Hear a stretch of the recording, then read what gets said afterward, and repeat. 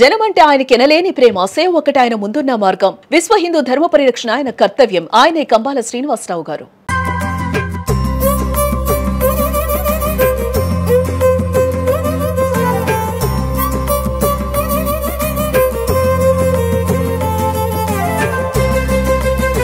పరిశ్రమలోకి వచ్చి ఎంతకాలమైంది చెప్పు? 1974లో ఫస్ట్ రమేష్ నాయుడు గారి దగ్గర గిటారిస్ట్గా. అంటే తొలిచూపు రమేష్ నాయుడు గారి మీ పైన పడింది, చక్రవర్తి గారి కంటే ముందు. అందరు మహానుభావుల చూపులు కళ్ళని నా మీద పడింది. అందువల్లే ఆ బ్లెస్సింగ్స్. ఘంటసాల గారు చిన్నప్పుడు నేను ఆయన పాటితో టక్కున వాయిస్ రూమ్ డోర్ ఓపెన్ చేసి ఇదేలే తరతరాల చరిత్రం జ్వలించే జీవితాల కథనం. లేదు నాన్నగారు సిచ్యువేషన్ చెప్పాను నాకు. ఏం రత్న గారు ఆ సిచ్యువేషన్ ఏంటంటే ఇద్దరు వేరే వేరే కదా, చాలా మంది ఒకటి అనుకుంటున్నాను. అంటే వాళ్ళ మధ్యలో డాష్ పెట్టేవాళ్ళు. గీత రాజ్కోటి ఉండేది. తర్వాత అది కూడా తర్వాత డాష్ పెట్టేశారు. మాకు మమ్మల్ని విడదీశారు, అక్కడే విడదీశారు. ఏదన్నా ఒక పాట కానీ ఒక సినిమా కానీ వాళ్ళ కంట్లో పట్టమంటారు కదా. ఇప్పుడు చిరంజీవి గారు బ్రదర్స్ నాగబాబు గారు, పవన్ కళ్యాణ్ గారు వీళ్ళందరూ చూసి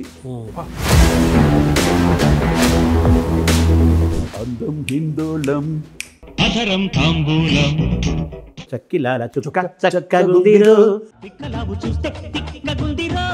కుటుంబం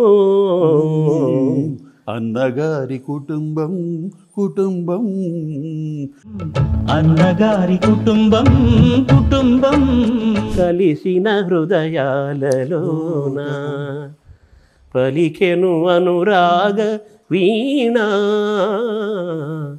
కలిసిన హృదయాలలోన. నాకు కదిలే కాలమా కూడా నాన్నగారి స్టైల్లోనే ఉంటుంది పాట. 16 వయసు అది 16 లేచే మనసు. 16 వయసు బాబా సేగల్తో మీరు అది సూపర్ డూపర్ హిట్ ఇప్పటికీ ఎప్పటికీ. అది ఆయన తేవాలని ఆలోచన ఎవరిస్తారు? అది అంటే అప్పుడు కొత్తగా వస్తున్నాడు ఆయన. అవునవును. ఒక్కసారి అరవండి సార్. అది చిక్కు చిక్కులేట్ chocolate, jam jackpot, shoot at sight, purple beat, tat. रूप तेरा मस्ताना, నీకు డేరా వేస్తానా. సోపు వేస్తే వస్తానా, చేతులన్నీ ఇస్తానా. ఒక కొత్త మ్యూజిక్ని కొత్త సౌండ్ని ఇంట్రడ్యూస్ చేశారు. అది ఎలా జరిగింది సార్? ఒక ఇన్స్పిరేషన్ అది. ఇళయరాజా గారికి ధీటుగా చేయాలి, లేకపోతే మనం అక్కడే ఫెయిల్ అయిపోతాం. అవును. అందువల్ల ధీటుగా ట్రై చేసాం.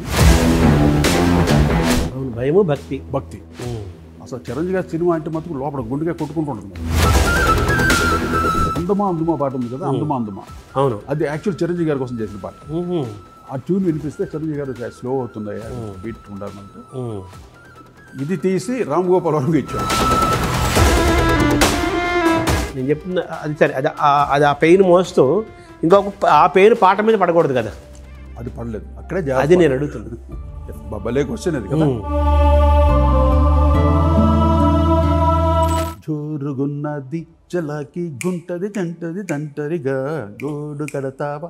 ఈ పాట రికార్డింగ్ సూపర్ హిట్. అది కూడా రికార్డింగ్ టైంలో ఇలా ఫోన్ ఐఎమ్ నాట్ కమింగ్ చెప్పేసేది. అప్పుడు నేను రికార్డింగ్ ఆపేసి శంకరమహాదేవ 1,00,000 రూపాయలు మనం ఎందుకు ఇవ్వకూడదు అంటే వాళ్ళది ఇండియా మార్కెట్, వరల్డ్ మార్కెట్ వాళ్ళు 1,00,000 తీసుకోవడం తప్పులేదు. కానీ మా బాలుకి ఏంటి ఇంత తక్కువ ఏంటి 17,500 ఏంటని 1,00,000 రూపాయలు చేసుకోవాలి. అరుంధతికి మీరు చేసిన బ్యాక్గ్రౌండ్ స్కోర్ గురించి ప్రత్యేకంగా మాట్లాడతారు కదా. అది ఎంత అంటే స్టోరీతో పాటు ఉంటుంది మ్యూజిక్. అంటే మామూలు వేదంలోనే దానికి ఘన జట ఒక స్వరంలో ఆటోమేటిక్ ఉంది కదా, వాటికి ఉంది. మళ్ళీ ప్రత్యేకంగా మీరు ఏం చేస్తారు? ప్రత్యేకంగా ఏం చేయను, దాన్ని డిస్టర్బ్ చేయను. వెనకాల అంటే వేదాల్లో మనకి సామవేదం పూర్తిగా సంగీతానికి సంబంధించిన వేదం కదా, దాంతో మొదలు పెట్టచ్చు కదా మీరు. నేను ఒకటి అనుకున్నాను, ఏదో దాని ఒక చెప్తాను. అది నడుస్తుంది, బయటికి రావాలి. అదే ఆ తపస్సులో ఉన్నాను. అలా మీరేనా మన వాగ్గేయకాల కీర్తనలు ఏమైనా చాలా చేశాను. అవునా? దాదాపు 250-350 కీర్తనలు చేశాను నేను. ఇట్టి గుణవంతురాలు ఈ అలమేల్ మంగ ఇట్టి గుణవంతురాలు ఈ అలమేల్ మంగ. నాకు ఈ పేరు ఏంటి సార్? కో అంటే కోటి. కో అంటే కోటి.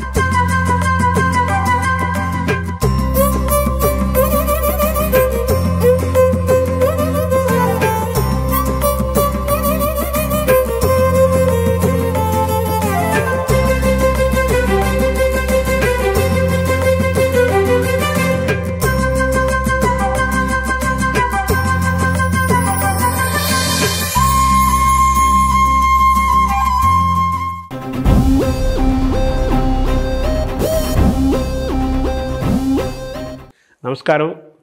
మనతో పాటు కోటి గారు ఉన్నారు. కోటి గారు అంటే కోటేశ్వరరావు గారు అన్నమాట. సాలూరి కోటేశ్వరరావు గారు. మాలో రాజేశ్వరరావు గారు అనగానే పేరులోనే స్వరాలు నింపుకున్న రసాలూరు రాజేశ్వరరావు అంటారు. వీరు ఈ ఇంటికి కూడా అదే పేరు పెట్టుకున్నారు. రాజేశ్వరరావు గారు అంటే మనకి తెలుగువారికి దైవంతో సమానము. ఆయనకు వాగ్గేయకార స్వరూపంగా ఒక పుంభావ సరస్వతి అంటే పురుషుడి రూపంలో ఉన్న సరస్వతిగా తలుచుకుంటాము. ఆ కుటుంబం నుంచి వచ్చి వారి గౌరవాన్ని, వారి ప్రతిష్టని, వారి వైభవాన్ని కాపాడుతున్నవారు కోటి గారు 100%. వారి సంగీత ప్రయాణం చాలా పెద్దది. దాదాపు 50 ఏళ్ల నుంచి వారు ఈ ప్రయాణంలో ఉన్నారు. వారిని అడిగి వారి సంగీత ప్రయాణంలోని కొన్ని విషయాలని, కొన్ని విశేషాలని రేఖామాత్రంగా తెలుసుకునే ప్రయత్నం చేద్దాం. నమస్కారం. నమస్కారం. మీరు పరిశ్రమలోకి వచ్చి ఎంతకాలం అయింది చెప్పండి? నేను 74లో 1974లో గిటారిస్ట్గా ఫస్ట్ రమేష్ నాయుడు గారి దగ్గర హెచ్ఎంవి రికార్డింగ్ వాయించాను అనమాట 74లో. అక్కడ నుండి అందరి దగ్గర పనిచేస్తూ తర్వాత 84లో నేను రాజ్ 1984లో నేను రాజ్ ఇద్దరు కలిసి సంగీత దర్శకులుగా ఇంట్రొడ్యూస్ అయ్యాం అనమాట. అంటే 74 ఏళ్ళంటే మీరు సినిమాల్లో సంగీత ప్రయాణం 50 ఏళ్ళు అయింది. Almost 50 years. ఇది కూడా మీరు వేడుక చేసుకోవాలి, పండుగ చేసుకోవాలి. 50 ఏళ్ళ సంగీత మనకు రోజు పండగే. ఎందుకంటే ప్రపంచానికి అంటే సాలూరు రాజేశ్వరరావు తనయుడిగా, అటు చక్రవర్తి గారి శిష్యులుగా, రాజ్ కోటిగా ఎంతగానో ఆదరించిన మా ప్రేక్షక దేవుళ్ళకి ఎప్పుడూ నేను మర్చిపోలేను. ఎందుకంటే మీకు ఎన్నో రకాల సంగీతాలు చేసాం. కొత్త ఒరవడి, కొత్త రకాలు, ఎన్ని రకాలు, అటు ఫోక్ అని, వెస్టర్న్ అని, మెలడీ అని, క్లాసిక్ అని అన్ని పాటల్ని ఆదరించి మమ్మల్ని ఎంతగానో ఈ స్థాయికి మమ్మల్ని చూస్తూ ఈ స్థాయికి పెంచిన మా ప్రేక్షక దేవుళ్ళందరికీ, సంగీత ప్రియులందరికీ ఈ శతకోటి ధన్యవాదాలు తెలియజేసుకుంటున్నాను. ఇదంతా నా అనుభవంలో ఈరోజు చాలా చక్కటి మా శర్మ గారితో ఇంటర్వ్యూ అంటే నాకు చాలామంది చెప్పి ఆయన ఇంటర్వ్యూస్ చాలా బాగుంటుంది, ఎంతో పెద్దవాళ్ళతో ఆయన చేశారు. అటువంటి వారితోటి ఈ ఇంటర్వ్యూ జరగటం నాకు చాలా చాలా ఆనందంగా ఉంది శర్మ గారు. అంటే రాజేశ్వరరావు గారిని చేయలేకపోయాము, మిమ్మల్ని చేసి ఆ లోటు కొంచెం తీరుతుందని. తప్పకుండా ఏదో మాకు ఉన్న జ్ఞానం కొద్దీ ఏదో చెప్తాను. ఉన్నదే జ్ఞానం కదా. అంటే 16 ఏళ్ల వయసులోనే మీరు వచ్చేసారు, అంతే కదా? అంతే. అంటే నేను స్కూల్ ఫైనల్ అవ్వగానే ఏమంటే నేను కాలేజ్ చదివించాలని, ఇంట్లో నన్ను పెద్ద ఐఏఎస్ ఆఫీసర్ చేయాలని నాన్నగారి కోరిక, మా అన్నయ్యల కోరిక అంతా. నాకు చదువు ఎందుకు అవ్వలేదు. నేను స్కూల్ ఫైనల్ వరకు చదివాను, అది కూడా ఎస్ఎస్ఎల్సి ఫెయిల్ అయిపోయాను అనమాట. అయిపోతే సెకండ్ అటెంప్ట్ విత్ ఇన్ 3 monthsలో మళ్ళీ కట్టి పాస్ అయిపోయాను. ఎస్ఎల్సి సర్టిఫికేట్ ఉంది. ఉన్న తర్వాత ఏంటంటే ఇంట్లో అంటే పెద్ద ఫ్యామిలీ మాది, బ్రదర్స్ సంపాదించడం, ఇల్లు గడవటం, సిస్టర్స్ ఉన్నారు, అందరూ మ్యారేజ్లు చేయాలి, అందరికీ ఒక బాధ్యత. నాన్నగారికి కొంచెం అక్కడి నుంచి తగ్గడం, ఎప్పుడైతే కొంచెం వేరే ఎవరోడు వస్తుండగా మ్యూజిక్లో చేంజెస్, అక్కడ కొంచెం ఆయనకి సినిమాలు తగ్గటం, సంపాదన తగ్గటం, ఇల్లు మెయింటైన్ అవ్వాలి. ఆ సందర్భంగా అప్పుడు నేను చిన్నతనంలో డ్రమ్స్ వాయించేవాడిని అండి. అదొక క్రేజ్, అదొక గిఫ్ట్గా వచ్చింది నాకు, జాజ్ డ్రమ్స్. అది మా ఇంట్లో ప్రాక్టీస్ చేసేవాళ్ళు మా అన్నయ్య వాళ్ళకి ఒక పాప్ మ్యూజిక్ గ్రూప్ ఉండేది, వైబ్రేషన్స్ అని. ఆ గ్రూప్లో సనత్ కుమార్ గారు అని ఆయన డ్రమ్స్ చాలా అద్భుతంగా వాయించేవాడు.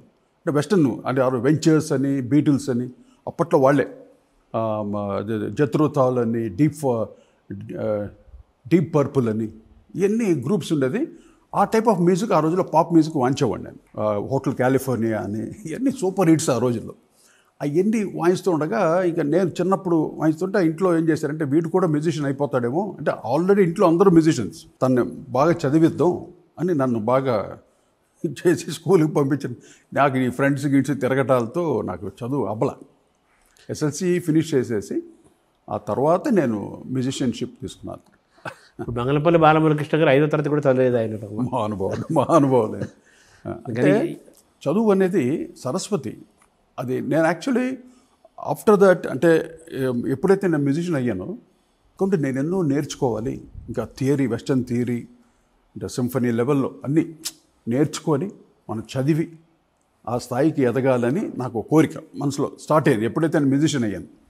అక్కడ నుండి అన్నీ స్టార్ట్ చేశాను. క్లాసికల్ గిటార్ నేర్చుకోవటం, దానికి 8 గ్రేడ్స్ ఉంటుందండి. దానికి ఒక 2 గ్రేడ్స్ వరకు వెళ్ళాను క్లాసికల్ గిటార్. తర్వాత థియరీ, వెస్టర్న్ థియరీ నోటేషన్స్, దానికి అది 8 గ్రేడ్స్. దాంట్లో కూడా 3 గ్రేడ్స్ వరకు వెళ్ళాను. నేర్చుకుంటున్నాను, అప్పుడప్పుడే నేర్చుకుంటూ ఇంకా ముందుకు వెళ్ళాలి. అప్పుడు ఇళయరాజా గారు వచ్చేసి ఒక కొత్త ఒరవడిని తెచ్చి, ఆర్గనైజేషన్ తెచ్చి చాలా అద్భుతంగా ఆయన రావటమే ఒక పెద్ద ఫిలిం ఇండస్ట్రీకి ఒక పెద్ద వరం. అంటే సంగీత ప్రపంచానికి నాన్నగారు, ఘంటసాల గారు, పెండ్యాల గారు వాళ్ళదంతా ఒక ట్రెండ్ ఉండేది. మోర్ క్లాసికల్, అంత రాగా బేస్ తోటి, స్వరజతులతోటి అలా ప్యూర్గా ఉండేది. అంటే ఎందుకు ప్యూర్ లేదు కాదు, ఒక మ్యూజిక్లో కొత్త ఒరవడిని తెచ్చింది. ఆ రోజుల్లో వచ్చేసరికి మాకు కూడా ఒక ఇన్స్పిరేషన్, మనం కూడా ఎందుకు అవ్వకూడదు అనే ఉద్దేశంతో నేను ఎక్కువగా ప్రాక్టీస్ చేస్తుంటేనే ఆ సరస్వతి ఏం చేసిందంటే, రే నువ్వు చేసింది చాలు కానీ నువ్వు ఫస్ట్ రారానికి చెత్తి కూర్చోబెట్టేసింది యాజ్ అ మ్యూజిక్ డైరెక్టర్. అంటే ప్రాక్టికల్గా నువ్వు చెయ్యిరా, తర్వాత చేసి నేర్చుకోరాను అని తెచ్చి ఇక్కడ వదిలేసింది. అక్కడి నుండి ఫుల్గా ఇంకా కంపోజింగ్లో అది ట్యూన్స్, కంపోజింగ్, సక్సెస్ అన్నీ చూసుకుంటూ నేను రాజ్ ఇద్దరు కలిసి మా చక్రవర్తి గారి దగ్గర ఇద్దరు కలిసి పనిచేసేవాళ్ళం. ఎన్నో మ్యూజిక్స్ కూడా, బ్యాక్గ్రౌండ్ స్కోర్స్ కూడా మేము చేసేవాళ్ళం. ఎన్నో పాటలకు కూడా బీజిఎమ్స్ వేసేవాళ్ళం, రిథమ్ ప్యాటర్న్స్. అక్కడన్నీ మాకు స్వేచ్ఛ ఇచ్చారు మా గురువుగారు చక్రవర్తి గారు. ఆయన ఆశీస్సులు ఈరోజు ఈ స్థాయికి మేము ఎదిగాము. ఆయన పాట ప్రతి పాట హిట్టే. అటువంటి క్యాచీ కంపోజర్.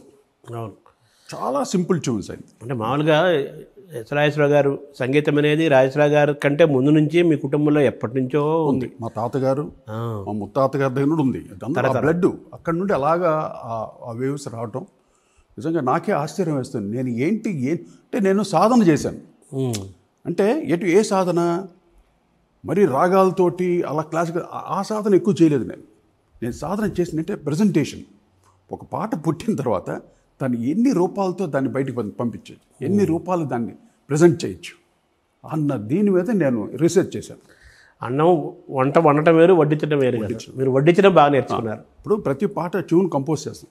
ఇప్పుడు ప్రియ రాగాలే గుండెలోన తన్న రితం అయిపోయింది. దీన్ని ఇలాగ పెడితే పాట బతకదు. దానికి ఎన్నో హంగులు కావాలి, కింద ఒక న్యూక్లియర్స్ కావాలి, వెనకాల చుట్టూ వెపన్స్. ఒక పాట అలా నిలబడాలంటే రిథమ్ ప్యాటర్న్ దగ్గర నుండి, ఆర్గనైజేషన్ దగ్గర నుండి, రికార్డింగ్ క్వాలిటీ దగ్గర నుండి, సింగర్స్ దగ్గర నుండి ప్రతిదీ అక్కడ కౌంట్ అవుతుంది. అంటే మనం సంగీత సరస్వతిని అలంకరిస్తాం కదా, అలంకరించాలి. ఒక పెళ్లి కూతురులాగా ప్రతి పాట ఒక ప్రసవం అనమాట. బిడ్డ పుట్టిన తర్వాత ఆ బిడ్డను ఎలా సాగుతాం, మన పెద్ద ఎంతవరకు ఎలా పెంచుతాం, పెళ్లి చేసి ఎలా పంపిస్తాం, అంత బాధ్యత ఉంటుంది ఒక్కొక్క పాట మీద. అది చిన్న పెద్ద అని ఏది కాదండి, పాటే. అది మేము అలాగా సాధన చేసి ఉపాసకులుగా ఉండి, సరస్వతి ఉపాసకులు ఉండి ఇన్ని పాటలు చేయగలిగాం. ఇన్స్పిరేషన్ తీసుకున్నాం, అన్ని వెస్టర్న్ మ్యూజిక్స్ విన్నాం, వెస్టర్న్ కలర్లో చేసాం, అన్ని రకాలు చేసాం, సక్సెస్ అయ్యాం. ఇప్పుడు ఆడియన్స్కి అల్టిమేట్గా ఏంటి కావాలి, మనకు సక్సెస్ కావాలి. ఆ పాట వెంటాడాలి, ఆడియన్స్కి ఇక్కడ దిగిపోవాలి. అది మేము చేసాం. హాంటింగ్. నేను యాక్చువల్ అనుకునేవాడిని, నేను అంటే మ్యూజిక్ డైరెక్టర్ అయిన తర్వాత, అంటే నాన్నగారు అంత గొప్ప సంగీత దర్శకుడైనా ఆయనకి వేలాది లక్షలాది మంది, కోట్లాది మంది అభిమానులు ఉన్నారు. నాకు అట్లీస్ట్ ఒక 10 మంది ఉంటే చాలు, నాకు నా పాటలు విని అబ్బా పర్లేదురా వీడు అని అంటే చాలు అనుకున్నాను. కానీ ఈరోజు యావత్ తెలుగు జాతి నాకుంటూ ఒక ప్రత్యేక స్థానాన్ని ఇచ్చి, నేను ఎంతగానో ఆదరించి, ఇప్పటికీ నా పాటలు కాదు, నా కోటిగా మీ ఇద్దరు చేసిన పాటలు ఎంతగానో ఆదరిస్తూ ఇంకా ఇలా ఉన్నామంటే దట్స్ వాట్ ఐఎమ్ ఎంజాయింగ్. అంటే మీరు మామూలుగా మీరు సాధన చేయటము, ఒక ఉపాసనగా దాన్ని భావించటము, చాలా పట్టుదలగా వర్క్ చేసుకోవటము, ఇష్టంతో పనిచేయటము, చాలా ప్రేమతో వీటితో పాటు మీ జీన్స్లోనే లోపలే మొత్తం పూర్తిగా ఉంది కాబట్టి అది మొత్తం లోపల ట్రిగరింగ్ అనమాట. ట్రిగరింగ్. ఎప్పటికప్పుడు ఏ పాట చేసినా రకరకాలుగా వింటాను, అన్నీ ఆలోచిస్తాను. క్రియేటివిటీ అది వచ్చేంత వరకు నేను అటెంప్ట్ చేయను దాన్ని. సార్, రమేష్ నాయుడు గారితో ప్రారంభమైంది అన్నారు కదా, రమేష్ నాయుడు గారు హిందుస్థానీ సంగీతాన్ని కూడా మనం బాగా తీసుకొచ్చిన వారు. అమ్మో అమ్మో అద్భుతమైన మాధుర్యము. చాలా. దాతర్ గారు బాగా, అమ్మో జంధ్యాల గారు వాళ్ళ కాంబినేషన్ బాగుండేది భలే. రమేష్ నాయుడు గారు చాలా మంచి కంపోజర్. అవును. అసలు ఆ స్థాయిలో అసలు చాలా డిఫరెంట్గా ఉండేదండి. మామూలు మన పాటలు, మన పాత వాళ్ళు చేసిన పాటల్లో రమేష్ నాయుడు కంపోజిషన్ కూడా డిఫరెంట్గా ఉంటుంది టోటల్గా. అదే చాలా ఆయన ప్రత్యేకం. ఆయన మాధుర్యము, ఆయన కంపోజిషన్స్ అసలు చాలా. నేను చిన్నప్పుడు చాలా చిన్నవాడిని, ఆయన ఎలాగంటే చాలా పెద్ద పెద్ద మ్యూజిషియన్స్ ఉండాలి. మ్యూజిషియన్స్ పెద్దవాళ్ళు ఉంటేనే ఆయన రికార్డింగ్. అటువంటి దాంట్లో నేను బుడంకాయలా కూర్చోబెట్టాను లోపల గిటార్ పట్టుకుని. ఎందుకని అలాగా చెప్పేదానండి. అంటే నాకు ఆ రోజు ఎవరో రితం గిటార్ దొరకలే వాళ్ళకి. దొరకకపోతే నన్ను హైర్ చేశారు. నేను అప్పుడిప్పుడే వస్తున్నాను, అంటే ఇప్పుడే నేర్చుకుని. నాకు గురుపాదం గారు అని ఒక ఆయన ఉండేవారు. ఆయన తర్వాత ప్రొడ్యూసర్ అయ్యాను. ఆయనే ఆర్కెస్ట్రా ఇన్ఛార్జ్ అనమాట. ఆర్కెస్ట్రా అందరికీ, మ్యూజిక్ డైరెక్టర్స్ అందరికీ ఆయనే సప్లై చేస్తాడు. ఆయనకి ఆల్రెడీ మా అన్నలు ఎవరో చెప్పినట్టున్నారు, వాడు కూడా గిటార్ వాయిస్తున్నాడు, వాడిని కూడా చూడండి రా అని. ఆయన ఫస్ట్ టైం రమేష్ నాయుడు గారికి పంపిస్తే నేను కూర్చోన్నాను. ఆయన అలా చెక్ చేసుకుంటూ వచ్చి, ఈడెవడో కుర్రాడు రాజేశ్వర గారు అబ్బాయి అండి, గిటార్ బాగా వాయిస్తున్నాడు అంట. ఆహా, ఇలా చూసి వెళ్ళిపోయాడు. ఆ చూపు చాలు, ఆ బ్లెస్సింగ్స్ పడ్డది. అంటే రాజేశ్వర గారు అబ్బాయి అనగానే సగం ఆహా అనేసి, సరే డెఫినెట్గా వీడి సరుకు ఉంటుంది, వీడి సరుకు. ఆయన చూపు పడిందిగా మహానుభావుడు, అదే ఒక బ్లెస్సింగ్. అంటే తొలిచూపు రమేష్ నాయుడు గారి మీ పైన పడింది, చక్రవర్తి గారి కంటే ముందరు మహానుభావుల చూపులు కళ్ళని నా మీద పడింది. అందువల్లే ఆ బ్లెస్సింగ్స్. ఘంటసాల గారు చిన్నప్పుడు నేను ఆయన పాడుతో టక్కున వాయిస్ రూమ్ డోర్ ఓపెన్ చేశాను. టేక్ జరుగుతుంది, నాకు తెలియదు, జెమినీ స్టూడియోలో టక్కున కట్ టేక్ అన్నారు. మా నాన్నగారు లోపల ఉన్నారు. అంటే ఏంటి ఏమైందంటే బాబు వచ్చాడు, పిల్లడు వచ్చాడు. అప్పుడు ఘంటసాల గారిని చూశాను నేను, ఆయన మైక్ దగ్గర, మహానుభావుని. ఆ తర్వాత మా ఇంటికి వచ్చేవారు ఆయన. అంటే ఆయన అమెరికా టూర్కి వెళ్ళేటప్పుడు అంతా నాన్నగారికి చెప్పేసి, ఆయన సినిమాలు ఏదైనా ఉంటే నాన్నగారిని కంప్లీట్ చేయమనేవారు.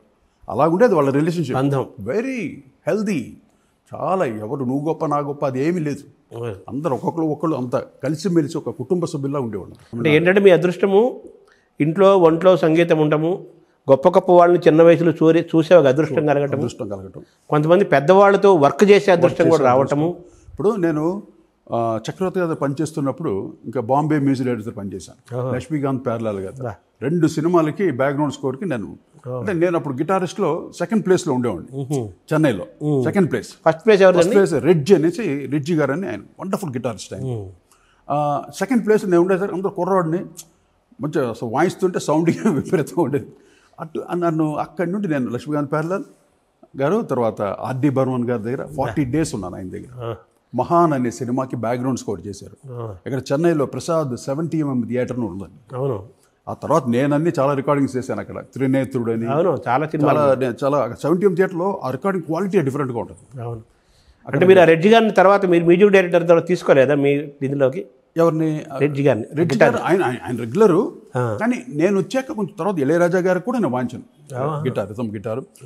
పెండ్యాల గారికి, సుశల దక్షిణామూర్తి గారికి, అందరికీ మహానుభావులతో పని పేర్లు చెప్తేనే ఎంత ఆనందం. అసలు నాకు ఎంత అదృష్టం నాకు అసలు. ఇప్పుడు ఘంటసాల, ఎస్ రాజేశ్వరరావు గారు, పెండ్యాల నాగేశ్వరరావు గారు, ఈ ముగ్గురిని మనం సంగీత త్రయం అనాలి. భాగ్య త్రయం లాగా. ఇంకా వాళ్ళకి మించిన ఇంకా త్రయం ఎవరు లేరు తెలుగు జాతికి.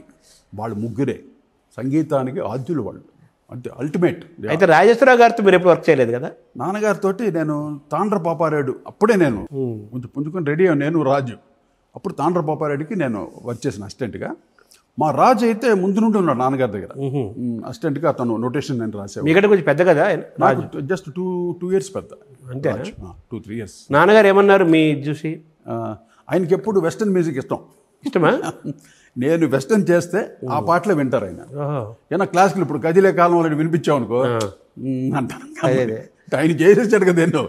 కానీ ఆయనకి నేను చేసిన పాటల్లో చాలా లాస్ట్ మూమెంట్లు అయితే ఆయన పెరలైజ్డ్ అయ్యి ఇంట్లో ఉన్న టైంలో ఆయనకి బాగా నచ్చిన పాట ఇది. ఇదేలే తరతరాల చరితం, జ్వలించే జీవితాల కథనం, పగేమో ప్రాణమయ్యేనా, ఆశలే దూరమయ్యేనా, నిరాశే నింగికెగసేనా, ఆశలే రాలిపోయేనా, ఇదేలే. అద్భుతం. ఈ పాట అంటే కారణ రాగం అది. కన్నడ. నేను రాగం చేయలేదు, చెప్తున్నాను మళ్ళీ. వచ్చిందంటే నాన్నగారు అడిగారు, నువ్వు ఎలా చేయగలిగావు ఈ పాట, ఏమన్నా విన్నావా, ఏదైనా ఇన్స్పిరేషన్ తీసుకున్నావా?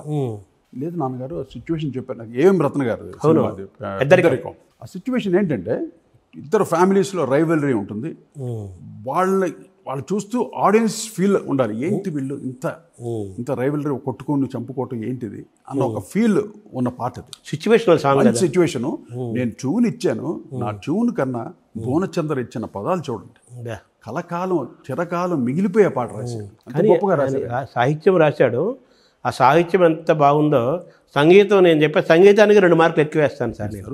అలాగే జేసుదాస్ గారు వాయిస్ ఒకటి ఆ పాటకి కలవటం ఎంత ఫీల్ ఇచ్చిందో అసలు థియేటర్ మొత్తం నేను ఆ పాట వచ్చినప్పుడు చూశాను నేను. ఆ పాట వచ్చిన మిగతా అంతా బీటు మెలడీ ఉంటాయి, ఇది రాగానే ఎక్కడికో వెళ్ళిపోతుంది, స్కేల్ మారిపోతుంది. అసలు ఆ సినిమాకే మెయిన్ సబ్జెక్ట్ ఎక్కడికో తీసుకెళ్ళిపోయింది. ఈ పాట ఒక్క పాట చాలండి సినిమా పాట, కరెక్ట్గా కూర్చోవాలి పాట. అవును, అది మెయిన్గా డైరెక్టర్స్ చెప్పే విధానం బట్టి సబ్జెక్ట్ని బట్టి ఉంటుందండి. ఇప్పుడు నేనేలా పాడేదని ఆ పాట ఉంది, అది మురిపించే మొబైల్ ఏదో సినిమాలో అది ఎస్ జానకి గారు పాడింది కదా. ఆ సినిమా హిట్ కాదు, ఆ సినిమా పేరు కూడా ఎవరికి తెలియదు. నాలాంటి వాళ్ళంటే తప్పదు కాబట్టి మేము ఈ ఫీల్డ్లో ఉంటాం కాబట్టి జనం నాలెడ్జ్ కోసం తెలుసుకుంటాం. ఆ మురిపించే వాళ్ళ సినిమా పేరు ఎవరికి తెలియదు. కానీ వాడు నీలీలా పాడేది అదే దాంతో క్లారినెట్ తోటి భీంప్లాస్లో అద్భుతం కదా అది. అలా ఎందుకు అంటున్నానంటే ఇప్పుడు ఈ పెద్దరికంలో ఈ పాట ఉంది, మీరు చెప్పి ఇదే తరతరాలు చరిత్రం. అంటే నేను రాగాలు పాపం నేను అంటే క్రిటిసైజ్ చేయడం కాదు, నాకు రాగంలో వెళ్ళాము అనుకోండి అక్కడే తిరుగుద్ది అని నా అభిప్రాయం. అంటే ఒక చట్టంలో ఉండిపోవాలి, ఉండిపోతుంది అక్కడే రాగం ఉంటే ఇదే ఆ రౌండ్లో ఇదే ఇలాగనే వెళ్ళాలి నోటేషన్, ఒక ఫిక్సేషన్ ఉంటుంది. అవును, అందువల్ల ఫిక్స్ అవ్వకుండా ఫస్ట్ నేను ట్యూన్ చేసేస్తాను, తర్వాత వెతుకుతాను ఏం రాగం ఇది. అప్పుడు ఆ స్థాయిని పట్టుకొని చరణాలు చేసేటప్పుడు ఆ మంచి స్థాయిలు మన పూర్వీకులు ఏమేమి చేశారు ఈ రాగంలో, పెద్దవాళ్ళు కీర్తనలు ఏమి ఉన్నాయి, ఘంటసాల గారు ఏం చేశారు, నాన్నగారు ఏం చేశారు, తర్వాత జస్ట్ ఒక చిన్న చేసుకొని అంటే వాటిని తీసుకోవడం కాదు, ఏ రూపంలో వెళ్ళారు, ఈ రాగాన్ని ఎలాగ వాళ్ళు వాడారు అనే చిన్న దీంట్లో అక్కడి నుండి నేను దాన్ని ఆర్కెస్ట్రేషన్ చేసి రిథమ్స్ యాడ్ చేసి రికార్డింగ్ క్వాలిటీ కూడా చాలా ముఖ్యం అండి. మామూలుగా సత్యం గారి సినిమాల్లో అలాగే ఎంఎస్ విశ్వనాథన్ గారి సినిమాల్లో కన్నడ రాగం కంపల్సరీగా ఒకటి ఉంటుంది వాళ్ళది. అప్పట్లో ఛాయ చాలా ఉన్నాయి.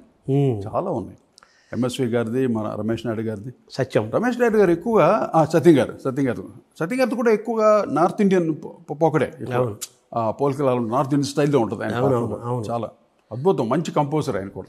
సార్ మామూలుగా మనకు మీరు చెప్పారు విశ్వనాథన్ రామ్మూర్తి, అలాగే మన లక్ష్మీకాంత్ ప్యారేలాలు, తర్వాత ఆనంద మిలిందు, వాళ్ళతో తర్వాత వచ్చిన వాళ్ళు మన మొట్టమొదటి లక్ష్మీకాంత్ ప్యారేలాలు, శంకర్ జయకిషన్.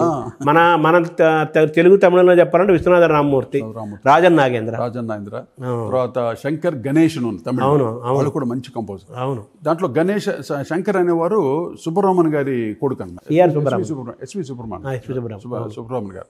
ఆయన దేవదాస్ అంతా కంపోజ్ చేశారా. అవును, గ్రేటెస్ట్ కంపోజర్, అద్భుతం కదా. అలాగే జి రామనాథన్ గారు, ఆయన గ్రేటెస్ట్ కంపోజర్. అవును, అప్పట్లో ఏంటంటే అండి కేవి మహాదేవన్ గారు, మహానుభావుడు కేవి మహాదేవన్ గారు. తెలుగులో కాదు తమిళ్లో వినాలి మహాదేవన్ గారి పాటలు. ఒక తిరువెల్ల యాడల్ అని ఒక సినిమా చేశాడండి, అంటే ఈశ్వరుడు మీద ఒక సినిమా. శివాజీ గణేశన్ గారు, సావిత్రి గారు మెయిన్ క్యారెక్టర్స్, ఈశ్వరుడు శివపార్వతులు పాటలు చేశారు దాంట్లో. మహానుభావుడు, ఒక్కొక్క పాట అది అంతే, ఇంకా అంత లెవెల్ కంపోజిషన్, గ్రేటెస్ట్. ప్రతి పాట, అన్ని పాటలు హిట్ అండి. ఒక్కొక్క గాయకులకు పాడారు దాంట్లో. అందులో ఈయన కూడా పాడారు, మీరు కన్నా జయరామన్ గారు, ఆయన ఒక పాట, టిఎంఎస్ గారి పాట, బాలమురళీకృష్ణ గారు ఒక పాట. అమ్మో, అంటే వీళ్ళందరూ ఆయన సద్వినియోగం చేసుకున్నాడు, ఉపయోగించుకున్నాడు కరెక్ట్గా. మహానుభావుడు కేవి మహాదేవన్ గారు చూడడం కదా సింపుల్గా ఉంటాడు, కానీ ఎంత విద్వత్తు అండి మహానుభావుడికి. ఒక రకంగా చెప్పాలంటే మన తెలుగు సినిమా పాటకు వేటూరిలాగా సినిమా సంగీతానికి కేవి మహాదేవన్ గారు అనొచ్చా? ఒక ట్రెండ్ తెచ్చారు ఆయన, ఒక ట్రెండ్ కదా ఆయన సినిమా సంగీతానికి కదా. ఓకే, అంటే నాన్నగారు వాళ్ళు పెన్నెల్ గారు చేసింది వాళ్ళ మోర్ క్లాసిక్స్. ఆ క్లాసిక్స్ ఎలా ఉంటుంది, మహాదేవన్ గారు క్లాసిక్స్ కాదు. అవును, ఇది పక్కా సౌత్ ఇండియన్ రాగాస్ తోటి, సౌత్ ఇండియన్ క్లాసికల్ రాగాస్. అవును, కర్ణాటక వీళ్ళది కర్ణాటకే, కానీ దీంట్లో వేరే ఫ్లేవర్ ఉంటుంది. అవును, ఇప్పుడు మీరు ఏదైతే పెండేల గారు చేసింది ఏది శివశంకరి ఉంది, కేవి మహాదేవన్ గారు ఆ ట్రెండ్ చేయరు, ఇది వేరే స్టైల్. అవును, అలాగుంటుంది. అంటే అది ఆ ఫ్లేవర్స్ తెలుగు తనంగా అటు విజయనగరం అటు సైడ్లో వచ్చిన వరంగల్ ఇంత కింగ్డమ్ ప్లేస్ కదండి. అవును, సంగీత పోషణ ఉండేది, కళా పోషణ ఉండేది. విజయనగరం అంతా చాలా సంగీతాన్ని చాలా ఇది కదా. ఆదిపట్టు నారాయణ దాస్ గారు, తర్వాత ఈయన వైలినిస్ట్ ఉన్నారు, ద్వారం వెంకటస్వామి వెంకటస్వామి గారు, ఘంటసాల అక్కడే చదువుకున్నారు కదా. ఘంటసాల గారు, పీసూచేలు గారు, నాన్నగారు కూడా అక్కడే వచ్చారే. విజయనగరం దగ్గరే మీకు సాలు దగ్గర ద్వారం వెంకటస్వామి నాయుడు గారు, తర్వాత ఈయన ఆదిపట్ల అవును నారాయణ దాస్ గారు. ఆయన ఇప్పటికి ఆయన వింటుంటే కొన్ని పాటలు అంటే కొన్ని పద్యాలు కానీ అవును అల్టిమేట్ ఆ స్వరస్థానాలు ఎవరికి. తర్వాత ఈలపాట రఘురామ గారు, అవును గమకాలు బాబురే దేవుళ్ళు. మళ్ళీ లీల గారు అద్భుతం కదా, లీల పీలీల గారు, అమ్మో ఆవిడ సపరేట్ వాయిస్ ఆవిడ. అదే ఘంటసాల గారి కాంబినేషన్లో ఎన్నో వాళ్ళిద్దరూ చాలా ఎన్నో. నాన్నగారు బాల సరస్వతి గారు లాగా అప్పట్లో వాళ్ళిద్దరు కాంబినేషన్లో చాలా అద్భుతం కదా, అద్భుతం. అంటే మన ఆకాశవాణిలో లలిత సంగీతము. తర్వాత యశ్వర్ లక్ష్మి గారు, ఆవిడ మర్చిపోయారు, అసలు మర్చిపోకూడదు వాయిస్ ఆవిడ. అవునవును, వెరీ న్యాచురల్ వాయిస్. భానుమతి గారు, అవును. అప్పట్లో ఆర్టిస్టులు పాడటం అనేది అది పెద్ద. మీరంటే యశ్వర్ లక్ష్మి గారు ఎఫర్ట్లెస్ చాలా. ఇప్పుడు ఎస్వీరం గారు యాక్టింగ్ లా ఉంటుంది, సూర్యకాంతం ఉంటుంది, అసలు ఎఫర్ట్లెస్ గా పాడటం. ఎగ్జాక్ట్. ఆ గమకం ఏదో వేసినట్టు ఉండదు, సహజంగా పడిపోతుంది. అలాగే భానుమతి గారు కూడా. అవును, అలా దీంట్లో అంతా మన మల్లేశ్వరుల పాటలు అవును చాలా ఉన్నాయి. ఎంత ఆవిడ పాడిన పాటలు అయితే బాగా పిలిచిన బిగబోటారు. మా నాన్నగారు నాకు మామూలు చిన్నప్పుడు ఆకాశవాణిలో ఏదో పాటలు వస్తుంటాయి కదా, వచ్చినప్పుడు ఏదో మన ఆకాశవాణి మాకు స్కూలు ఏదో వస్తుంది, పిలిచినా బిగుబట్టరా. నాన్నగారు చెబుతుండేవాడు, నాన్న కాపీ రాగానికి ఈ పిలిచినా బిగుబట్టరా అని చెప్పేవాడు అనమాట. అంటే సినిమా పాటని అంత అద్భుతంగా రాగానికి అంత న్యాయం చేయటం రాజేశ్వరరావు గారు కదా. అప్పట్లో జావళిలో ఐటమ్ సాంగ్స్ అది క్లాసిక్గా ఉండేది, ప్యూర్ క్లాసిక్ కదా. సో రమేష్ గారి దగ్గర నుంచి అలాగే పెండ్యాల గారు, వీళ్ళందరూ వి కుమార్ గారు, వీళ్ళందరి దగ్గర అద్భుతమైన వాళ్ళ పేర్లు చెబుతుంటేనే మన ఒళ్ళు పులకరిస్తుంది. మహానుభావులు. అక్కడి నుంచి మొదలు పెట్టుకొని మీరు సింగిల్గా కాకుండా జంటగా ఎందుకు దర్శకులుగా మారాలనుకున్నారు? నేను అసలు మ్యూజిక్ డైరెక్టర్ అవుతాను, నాకు అసలు ఇంట్రెస్టే లేదు మ్యూజిక్ డైరెక్టర్ మీద. నా డ్రీమ్ వేరండి అసలు. నేను పెద్ద ఒక మెరీన్ ఇంజనీర్ అయ్యి మొత్తం షిప్లోనే సముద్రంలోనే ఉండాలి, భూమి మీద కాలు పెట్టకూడదని. మొత్తం ఐలాండ్స్ చూస్తూ అక్కడే తిరుగుతూ షిప్లోనే ఉండాలని నా కోరిక. చిన్నప్పుడు డ్రీమ్ అది. సరే ఆ డ్రీమ్ తర్వాత తీర్చుకున్నాను. ఇది మా చెన్నై నుండి సింగపూర్ వచ్చి చిదంబరం షిప్ ఉండేది, ఆ షిప్ మీ పాటలు గాల్లో ఉన్నాయి. అప్పుడు నేను షిప్లో వెళ్తూ అప్పుడు మా ఫ్రెండ్ కూడా వచ్చాడు, సత్యనారాయణ అని. ఆయన పేరు కూడా సత్యం అని పేరు, దెయ్యం సత్యం అని, దెయ్యం సినిమా చేసి మేము ఇద్దరం వెళ్ళాం సింగపూర్కి. వస్తున్నప్పుడు సముద్రంలో ప్రామిస్ చేశాను నేను అసలు పెళ్ళే చేసుకోను, అసలు నేను మొత్తం సన్యాసి అయిపోతాను, మొత్తం నేను మ్యూజిక్ మీదే మొత్తం నేను అన్నట్టు. పోర్టుకి రాగానే దిగంగానే మా అక్కయ్య పిల్లలు, మా అన్నయ్య పిల్లలు అందరు చిన్న చిన్న పిల్లలు నా కోసం నేను అన్ని సింగపూర్ని తెస్తానని పోర్టుకి వచ్చారు, ఇది హార్బర్కి. కార్లో ఎక్కించుకోగానే మా అమ్మ నీకు మంచి అమ్మాయిని చూసాం, నీకు పెళ్లి ఫిక్స్ చేసేస్తాను అని ఇళ్ళే అంతా. చిచ్చి ఊరుకోండి బా, నాకు పెళ్లి ఇళ్ళు వద్దురా బాగుంది. ఇంటికి వచ్చేసరికి ఇంకా అమ్మ నాన్నగారు కూడా పెళ్లి ఫిక్స్ చేసాం, అమ్మాయిని చూడాలి. అప్పుడు ఫిక్స్ అయిపోయింది పెళ్ళి. ఇంకా నేను కాదనలేక ఇంకా అది సరే. తర్వాత నేను ఆ సాధన మటుకు చేస్తూనే తర్వాత సంగీత దర్శకుడుగా. మీరు అడిగిన క్వశ్చన్, నేను రాజు ఇద్దరు మేము చక్రవర్తి గారి దగ్గర అసిస్టెంట్స్గా పనిచేసాం. నేను ముందుంటే తర్వాత రాజుగారు జాయిన్ అయ్యారు. అక్కడ మీ ఇద్దరు వర్క్ చేస్తూ చక్రవర్తి గారి సినిమాలు కొన్ని అంటే ఓవర్లోడ్ అయిపోయేది ఆయనకి. చాలా బిజియెస్ట్ కంపోజర్, ఒక ఫ్యాక్టరీ లాగా జరిగేది. ఫ్యాక్టరీ ఆ టైంలో కొన్ని షిఫ్ట్స్ అన్ని మేము చేసేవాళ్ళం. కృష్ణ చక్ర ఒక షిఫ్ట్ చేసేవాడు, ఒక షిఫ్ట్ మేము చేసేవాళ్ళం అనమాట. రెండు షిఫ్ట్లు. కీరవాణి గారు ఉండేవారు తర్వాత, మీ తర్వాత కీరవాణి, మనో, వందే మాతరం శ్రీనివాస్, వీళ్ళంతా మా తర్వాత. మేమంతా బాగా సీనియర్స్ అనమాట. అక్కడ రాటు తేలి ఉన్నాం మేము, ముదిరిపోయారు. తర్వాత ఆయన హ్యాండ్ కూడా చాలా మంచిది చక్రవర్తి గారి. తర్వాత కీరవాణి గారు వచ్చారు, మనో గారు వచ్చారు, అందరూ సక్సెస్ అయ్యారు, వందే మాతరం గారు అందరూ. అక్కడ నుండి ఆయన చాలా గాడ్లీ హార్ట్ అండి. అంటే చక్రవర్తి గారి ఆయన స్కూల్ నుంచి వచ్చిన వాళ్ళందరూ సక్సెస్ అయ్యారు, ఆల్ సక్సెస్. అక్కడ నేను రాజు ఇద్దరు కలిసి ఉంటే అప్పుడు స్వామినాథన్ గారు పేరు పెట్టారు మాకు, రే రాజ్ కోటిని పెట్టుకోండి రా. గురుగారు ఏం పేరు పెట్టండి, మాకు ఏం పెట్టాలో అర్థం కావట్లేదు. వాడు సోమరాజు, నేను కోటీశ్వరరావు, నేను కోటి అంటారు. అప్పుడు రాజ్ కోటిని పెట్టండి రా అని ఆయన మహానుభావుడు ఆ ఏ ముహూర్తంలో అన్నాడు.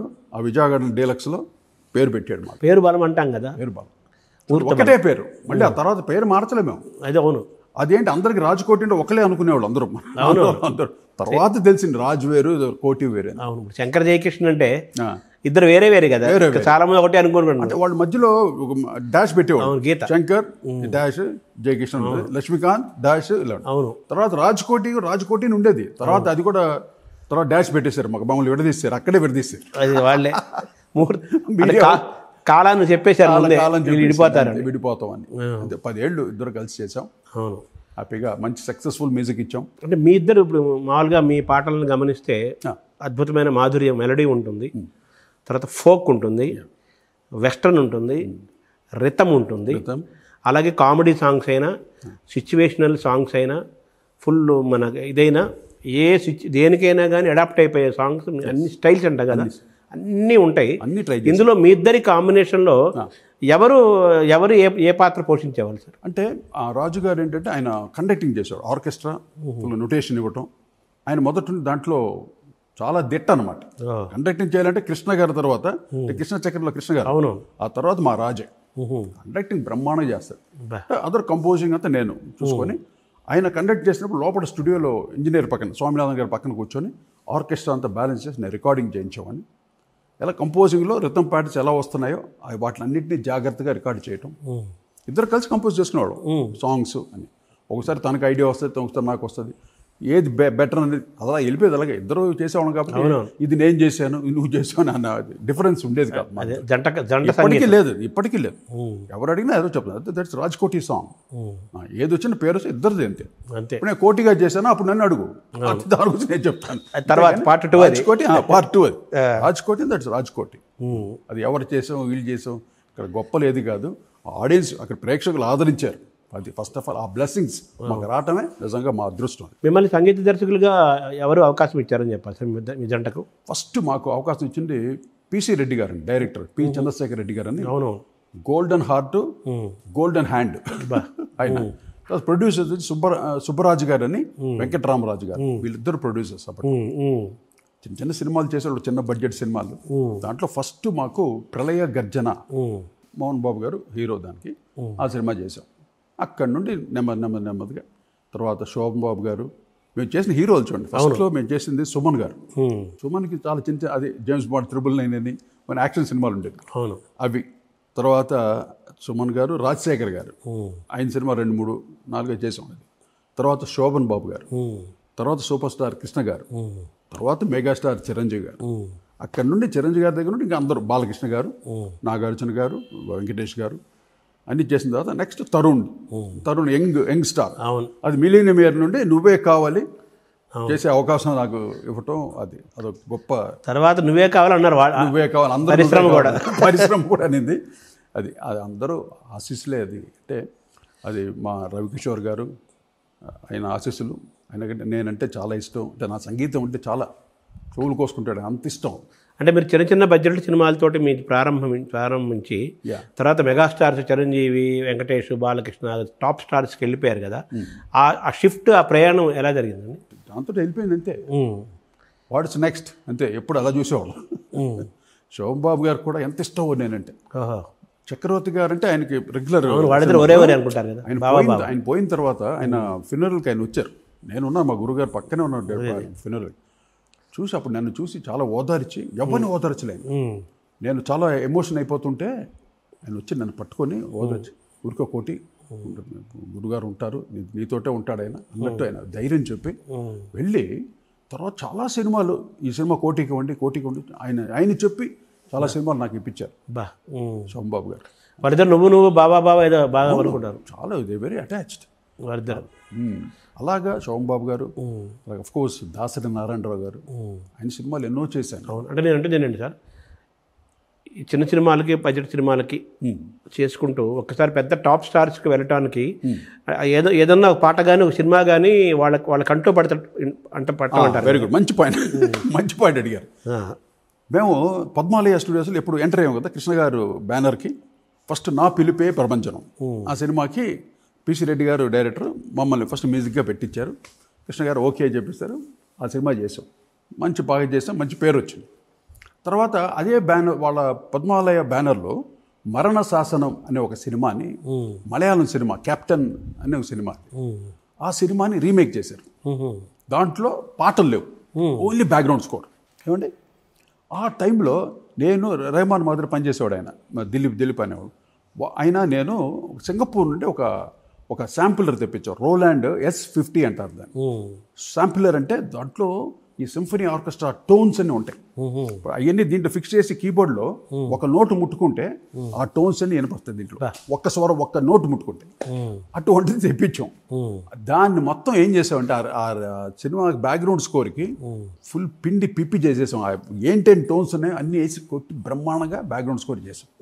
ఇది మరణ శాసనం చేసేసరికి ఇది బయటికి ట్రేడ్లోకి వెళ్ళింది. అప్పుడు చిరంజీవి గారు బ్రదర్స్, నాగబాబు గారు, పవన్ కళ్యాణ్ గారు వీళ్ళందరూ చూసి అన్నయ్య అదరగొడుతున్నారు వీళ్ళు, రాజ్కోటి వాళ్ళు, చాలా బాగుంది, నెక్స్ట్ ఒక సినిమా వాళ్ళతో ట్రై చేయండి మీరు అంటే, అప్పుడు రవిరాజా పినిశెట్టి గారు మమ్మల్ని పిలిపించి యముడుకు మొగుడుని ఫస్ట్ చేస్తున్నారు. సూపర్ హిట్ కదా, సూపర్ హిట్. దానికి 3 ప్రొడ్యూసర్లు, సుధాకర్ గారు, ఆయన నారాయణమూర్తి గారు, నారాయణరావు గారు, ఫ్రెండ్స్ వాళ్ళంతా ఫ్రెండ్స్. తర్వాత ఇంకో ఆయన కూడా ముగ్గురు, హరిప్రసాద్ గారు. అవును, వీళ్ళు ముగ్గురు కలిసి చేసిన సినిమా. దానికి బాక్స్ ఆఫీస్ హిట్ ఇచ్చాం. అవును. అంటే చిరంజీవి గారు అంటే మాకు కార్నర్. నేను చక్రవర్తి గారు చాలా సినిమా పనిచేసాను. అవును, వేటగాడంతా నేను బ్యాక్గ్రౌండ్ స్కోర్ వాయించాను. రీ రికార్డింగ్ చేస్తున్నప్పుడు ఫుల్గా ఉన్నాను. ఏమన్నా రగులుతో మొదలుపోతే కంపోజింగ్ కూడా నేను ఉన్నాను ఆ పాట.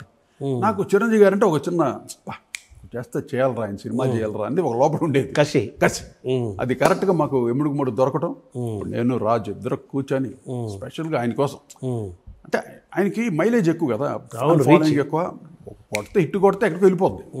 అందువల్ల ప్రతి పాటని హిట్ కొట్టింది దాంట్లో. అన్ని 1, 2 కాదు, 6 పాటలు సూపర్ హిట్ దాంట్లో. మీ సినిమాలు చాలా సినిమాలకు మీరు చేసిన పాటలు ఏదో 4 పాటలు హిట్ అవడం, 3 హిట్ అవడం కాదు, అన్ని పాటలు హిట్ అయిన సినిమాలు చాలా ఎక్కువ ఉన్నాయి. ఎంత కష్టం అది, చాలా కష్టం, ఎంత సాధన చేయాలంటే. అవును, అదే చెప్తున్నాను. ఎందుకంటే వాళ్ళందరినీ చూసి, మహానుభావులు చూసి వచ్చాం కాబట్టి ఆ అవకాశం ఇప్పుడు జనరేషన్స్కి లేదు, రాదు, బట్ ఎప్పుడు పుట్టదు.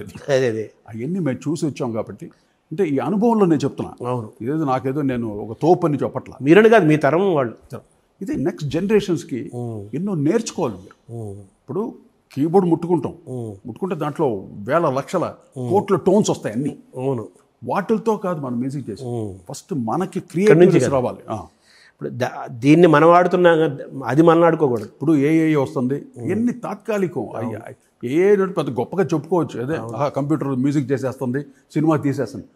That's not a thing. దాని పేరే కృత్రిమం కదా, ఆర్టిఫిషియల్. అది అవును, ఆర్టిఫిషియల్ ఇంటెలిజెన్స్. దాంట్లో ఏముంటుంది అంటే నేను అంటుంది సార్, మీకు మిమ్మల్ని ఇలా పైకి లేపింది ఆ సినిమా ఎముడికి మొగుడు, సూపర్ డూపర్ హిట్. అది మీరు అన్నట్టుగా ప్రతి పాట super duper hit.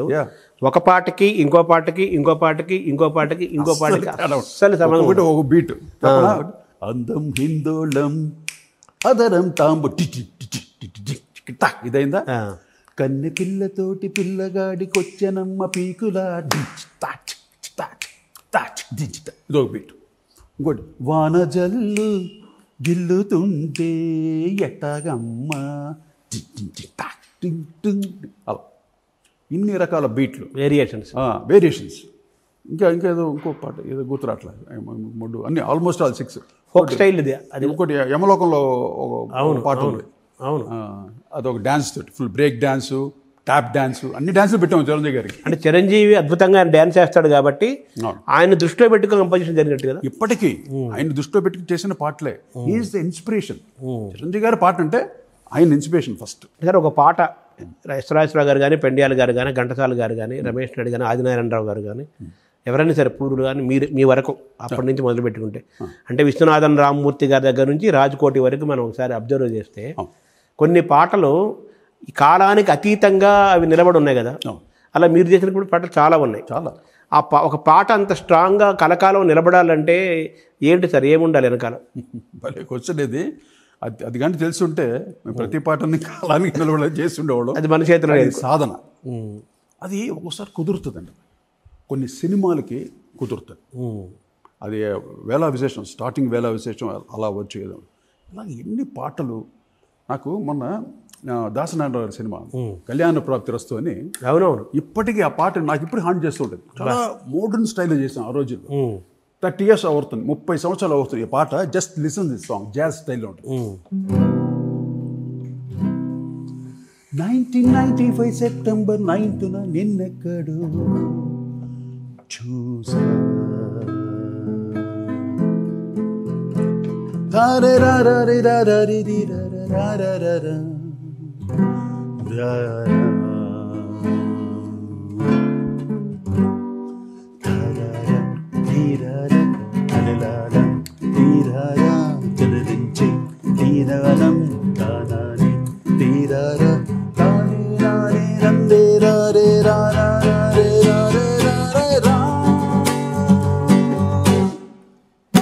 Oh my darling, darling,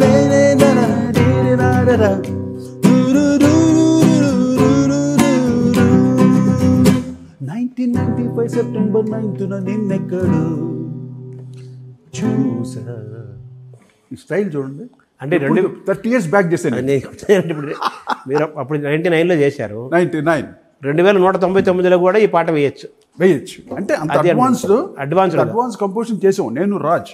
but ఇది కోటిగా నేను చేసింది, ఇది కళ్యాణ ప్రాప్తి రస్తాను. అవునవును, ఎవరు చేసినా మీదే కదా పాట. నా రాజు ఎప్పుడు నా పక్కనే ఉంటాడు. అవును, ఇలా ఉంటాడు మా పక్కనే. వేరు కాదు కదా. మేము వేరు కాదు, ఎప్పుడు వేరు కాదు. అంటే ఆ వెస్ట్రన్ ఇన్ఫ్లుయెన్స్, ఆర్డి బర్మను, ఎస్డి బర్మను.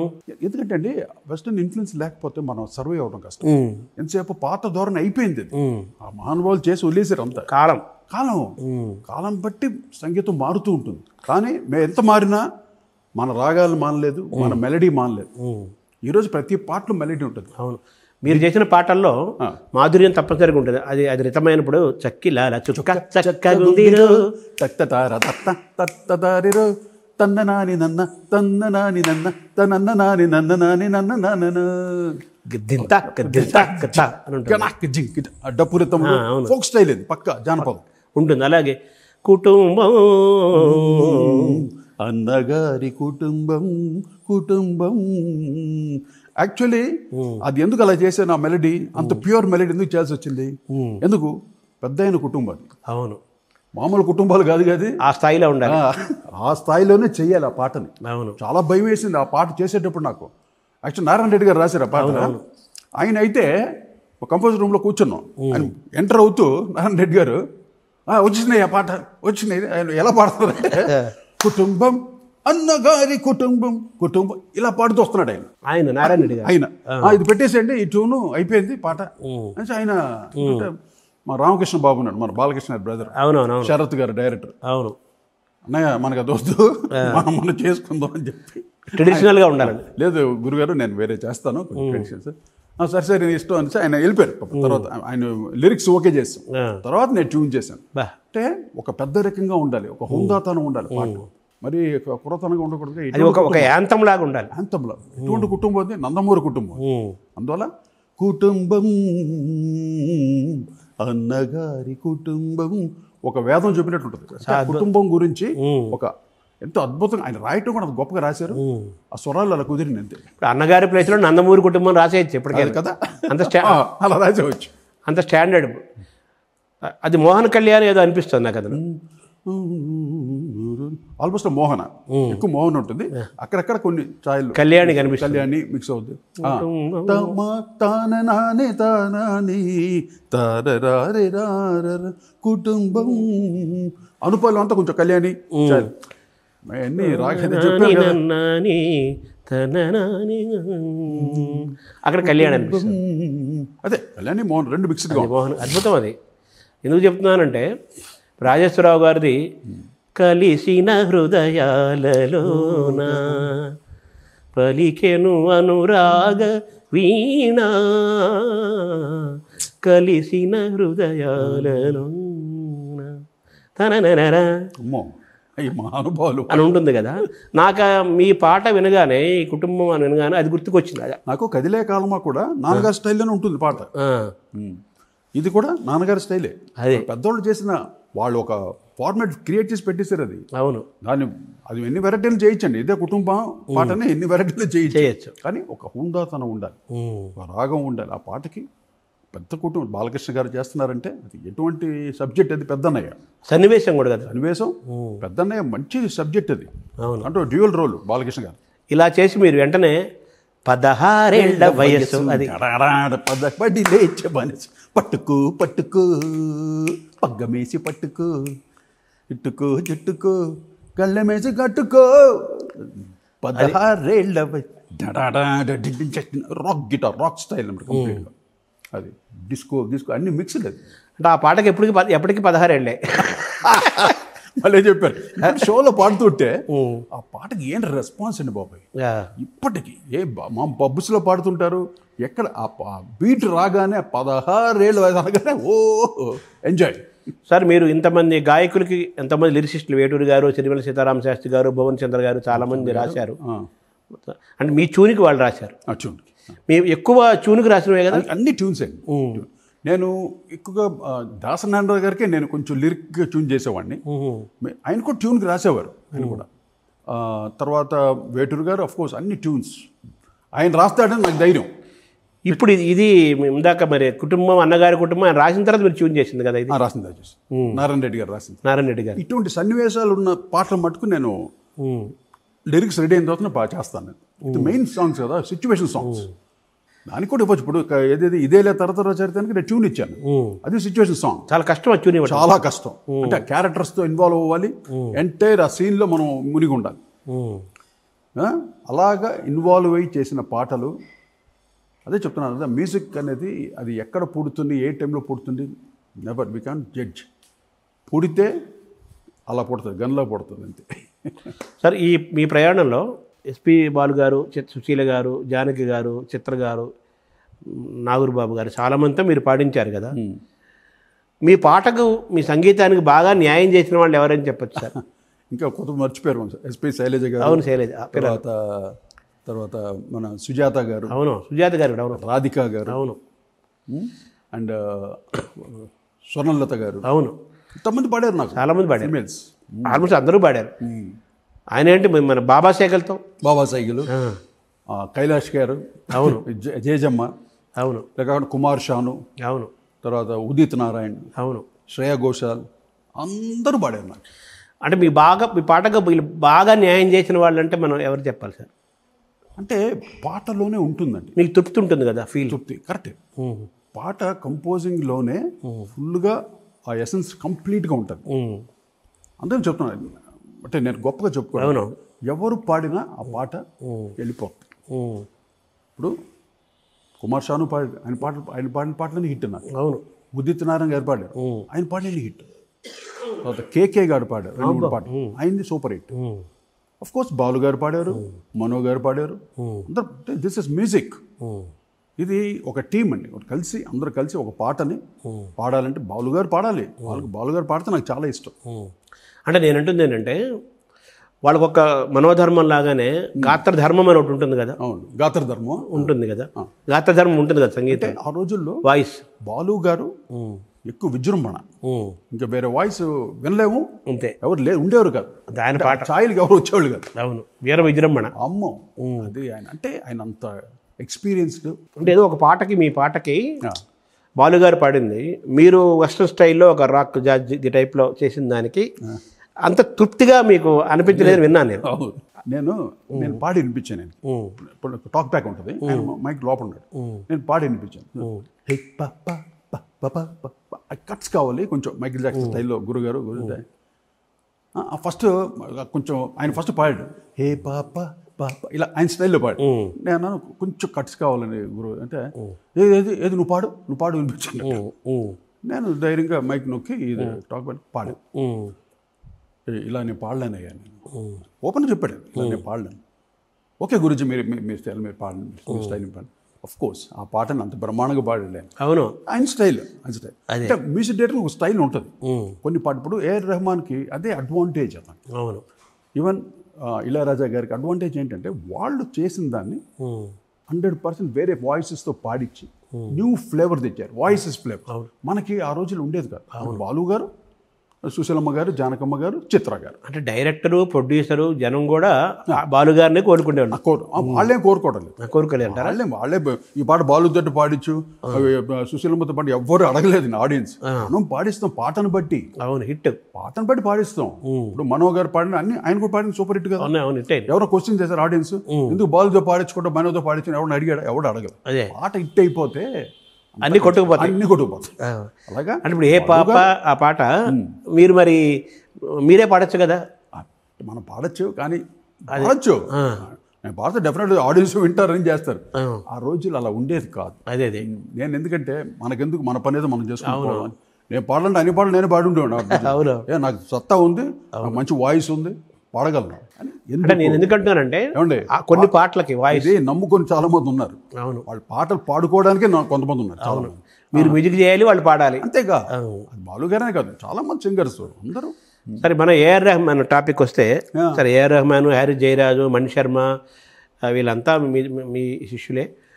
ఆయన ఎక్కువ హరిహరాన్ని ఎక్కువ ఆయన పాడించారు కదా. హరిహరన్ అంటే గజల్ వాయిస్, అది ఫ్రెష్నెస్ వాయిస్లో. అంటే బాలుగారు విని విని ఉన్నాం, ఏదో వెరైటీ రావాలి. ఇప్పుడు తమిళనాడు కూడా బాలుగారు విజృంభణ, అక్కడ కూడా ఎంఎస్ నారాయణ గారికి, ఇంకా శంకర్ గణేష్కి అంతా బాలుగారే పాడేవారు. టీఎంఎస్ గారి తర్వాత మొత్తం బాలుగారు. ఏదో ఒక చేంజ్, అంటే అది రెహమాన్ చేశాడు, కార్తీక్ అటువంటి సింగర్లను తెచ్చాడు, యంగ్స్టర్స్ని తెచ్చి ఆయన కంపోజిషన్ తగ్గట్టుగా కొత్త సింగర్లు పెట్టాడు, ట్రెండ్ సెట్ చేసుకున్నాడు, ట్రెండ్ సృష్టించాడు, ట్రెండ్ అయింది. అక్కడ నుండి బాలుగారు తగ్గటం, అంటే మామూలు న్యూ జనరేషన్ రావటం అయింది. అవును, ఏజ్ ఫ్యాక్టర్ కూడా ఉంటుంది. అంతే, ఎంత ఉన్నా బాలుగారు పలికే స్పష్టత ఇంతవరకు ఎవరికి రాలేదు. అక్షరం ఆ ఘంటసాల గారి తర్వాత బాలుగారికి ఒక్కరికే వచ్చింది. అక్షరాన్ని పలకటం, దాన్ని ఆ స్పష్టత క్లీన్గా ఉంటుంది, దేన్ని వేగ్గా వదిలేడు. అవును, అది ఎంతో దాన్ని మళ్ళీ ఇంకొకసారి 2-3 సార్లు పాడతాడండి ఆయన. అవును, మిస్టేక్ ఇంకొకసారి పాడతాను కోటి గురించి మాకు okay, no I want sing. అంటే ఆ వృత్తి పట్ల తపన, భయము, భక్తి. అవును, ఏమండి, వాళ్ళందరూ చూసుకొని మేము నేర్చుకుంది ఆయన్ని. ఎంత అతను మైక్ దగ్గరికి వస్తాయండి, ఈరోజు మీరు ఎవరు చూడలేదు అసలు ఆ వైభవం అంతా. నేను దాదాపు ఒక 3,000-5,000 పాటల వరకు నాకు పాడాడు ఆయన. ఆ వైభవం చూసాం కాబట్టి చెప్తున్నాను. మీ పాటలు ఎక్కువ ఆయన కదా పాడారు. అమ్మ ఏంటండి అసలు. ఇప్పుడు మీరు సుశీల గారు లాంటి ఆవిడతోటి ఇప్పుడు అందం హిందోళంలో ఆహా ఓహో కూడా అనిపించేశారు. అది ఎలా ఒప్పుకుంది అసలు ఆవిడ? ఏమో చెప్తే పిల్లలు మేము అమ్మ కొంచెం ఎఫెక్ట్లు ఓకే నేను చేస్తాను. మహాతల్లి అది నేను వింటే మహాతల్లి. అలాగే జానకమ్మ గారు ఎన్ని పాటలు, అన్ని సూపర్ హిట్సే పాడి అన్ని. అంటే మేము మరీ పిల్లలు. అవును, అటు రాజేశ్వర గారి అబ్బాయి, టీవీ రాజు గారి అబ్బాయి, మాకు ఒక సపరేట్ కార్నర్ ఉండేది. ఇక్కడ బాలుగారి దగ్గర, జానకమ్మ గారి దగ్గర, సుశీలమ్మ గారి దగ్గర. వాళ్ళందరూ మమ్మల్ని బాగా ఆశీర్వదించి, నాన్నగారే రాజేశ్వరరావు గారు, అది ఆ బ్లెస్సింగ్స్, ఓ మన పిల్లలే కదా అని మాకు ప్రయారిటీ ఇచ్చేవాళ్ళు. అంత బిజీగా ఉన్నా కూడా మాకు ప్రయారిటీ ఇచ్చి, బాలుగారు ఎంత బిజీ ఆ రోజు. అవును, ఆయన మాకు ప్రయారిటీ ఇచ్చి వచ్చి పాడేవాడు. సార్ బాబా సేగల్తో మీరు, అది సూపర్ డూపర్ హిట్ ఇప్పటికీ ఎప్పటికీ. అది ఆయన తేవాలన్న ఆలోచన ఎవరు సార్? అది నేనే, మీ ఆలోచనే. నేను అంటే అప్పుడు కొత్తగా వస్తున్నాడు ఆయన. అవును, క్రాంతి కుమార్ గారు ఉన్నారా, ప్రొడ్యూసర్ డైరెక్టర్. అవును, నేను అప్పుడు బాంబేకి వెళ్తున్నా. సుభాష్ గయ్ గారిది త్రిమూర్తి అనే సినిమాకి బ్యాక్గ్రౌండ్ స్కోర్ చేయడానికి, సినిమా చూడడానికి వెళ్తున్నా బాంబేకి. నేను ఇలా వెళ్తున్నా సార్ బాంబేకి వెళ్తే, అప్పుడు క్రాంతి కుమార్ గారు చెప్పారు, కోటి ఏదైనా ఛాన్స్ ఉంటే బాబా సైకిల్ చూడు, మన ఈ పాటని బాబా సైకిల్తో పాడిద్దాం అని ఆయన అన్నాడు. బాగుంటుంది sir, very good sir, good idea sir అనేసి అప్పుడు నేను వెళ్ళి సుభాష్ గయ్ గారిని అడిగా, బాంబేకి వెళ్ళగాను, సార్ ఒక స్మాల్ హెల్ప్ పిలవంటే, ఎందుకు ఎంతసేపు పిలుస్తుంది, ఇమీడియట్ ఫోన్ చేసి పిలిపించాడు ఆయన. వచ్చాడు బాబా సైకిల్, ఇలాగా బాబాజీ ఒక సాంగ్ కంపోజ్ చేశాను, అదే చాలా న్యూ స్టైల్లో రగ్గే బీట్లో ఉంటుంది, మీరు పాడాలంటే ఏది వినిపించాడు. అడిగారు గిటార్ తీసుకుని వినిపించాను. చిక్క చిక్కలేట్ చొక్క చొక్కలేట్ జమ జక్క పాట్ షూట్ అట్ సైట్ బీట్ టాట్ టాట్ టాట్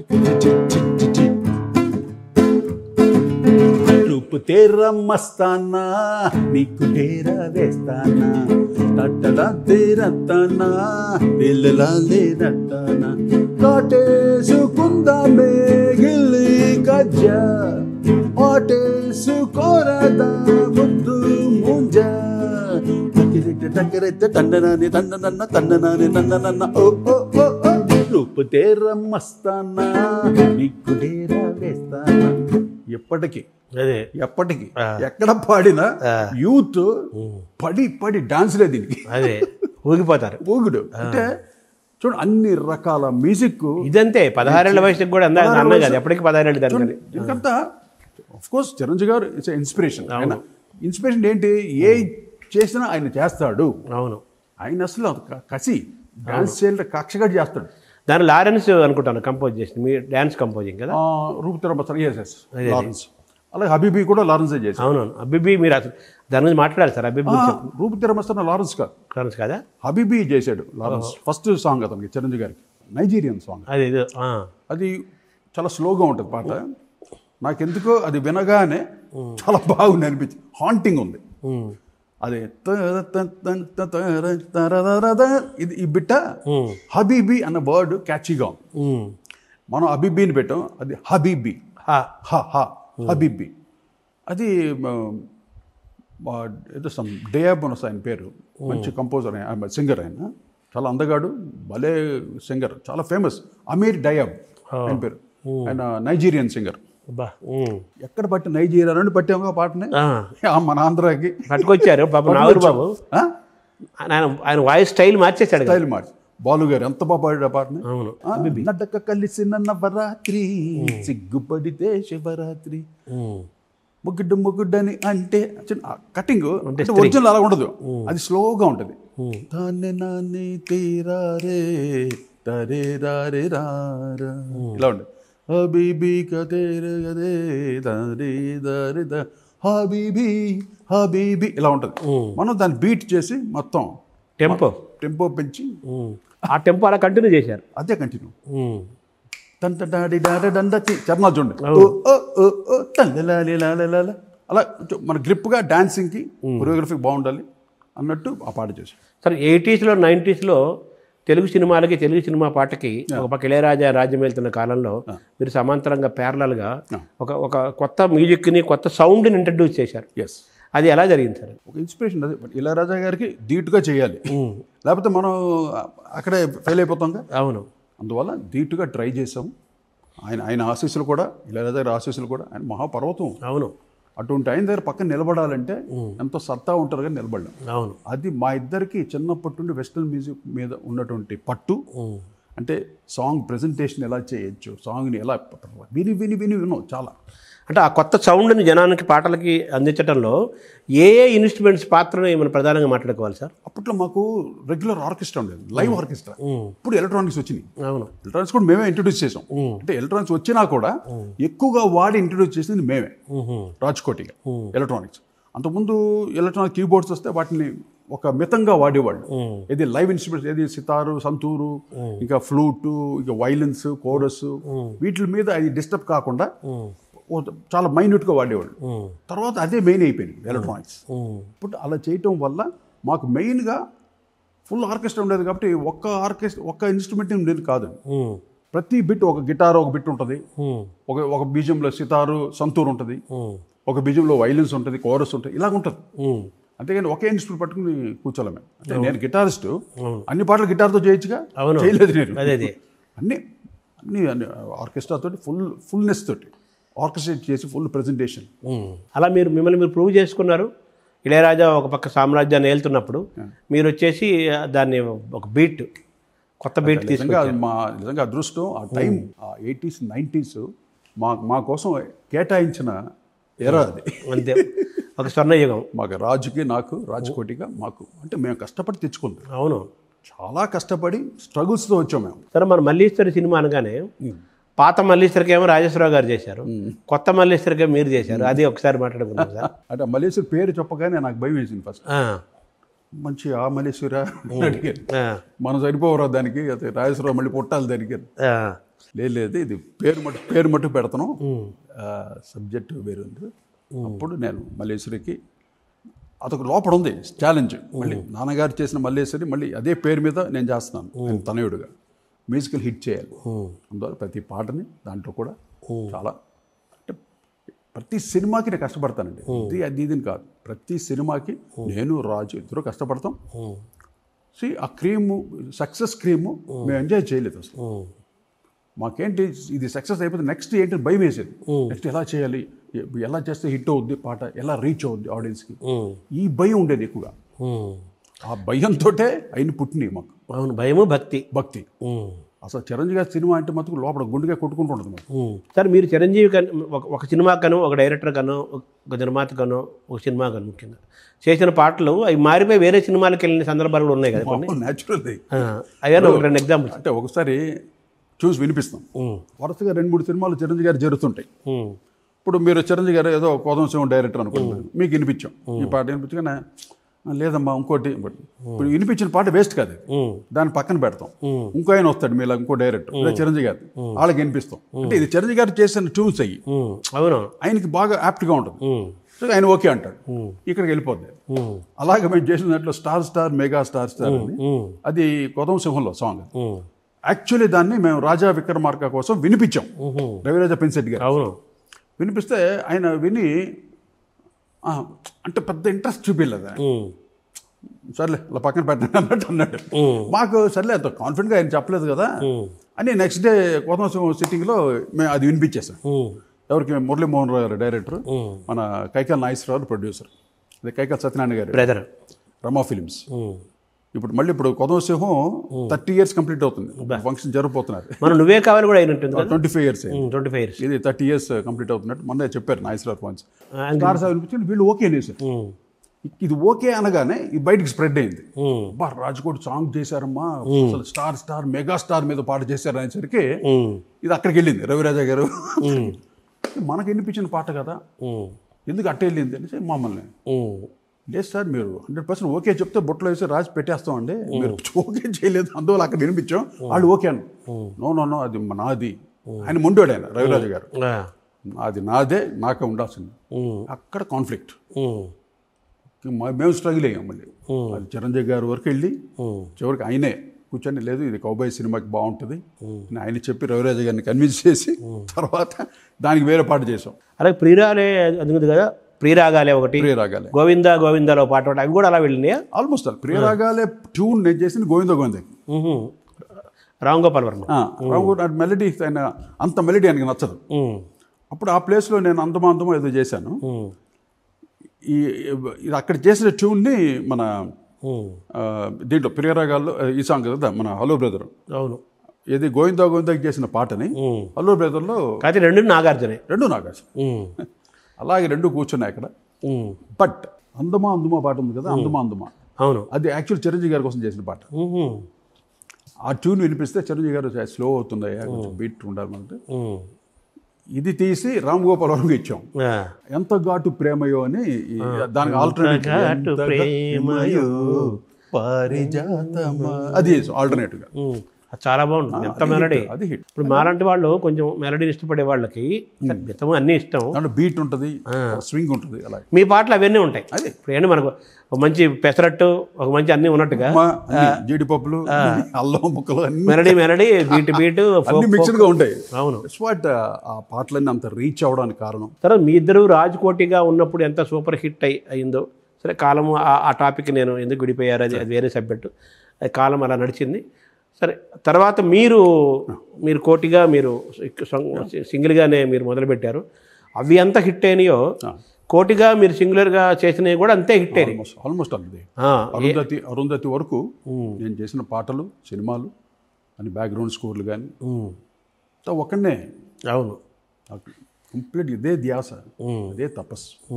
మీకు ఎప్పుడు ఆ ప్రయాణంలో అయ్యో అనిపించలేదా ఈ కంపోజ్ ఇద్దరం కలిసి చేసుకునే వాళ్ళం హాయిగా? చాలా అనిపించేది.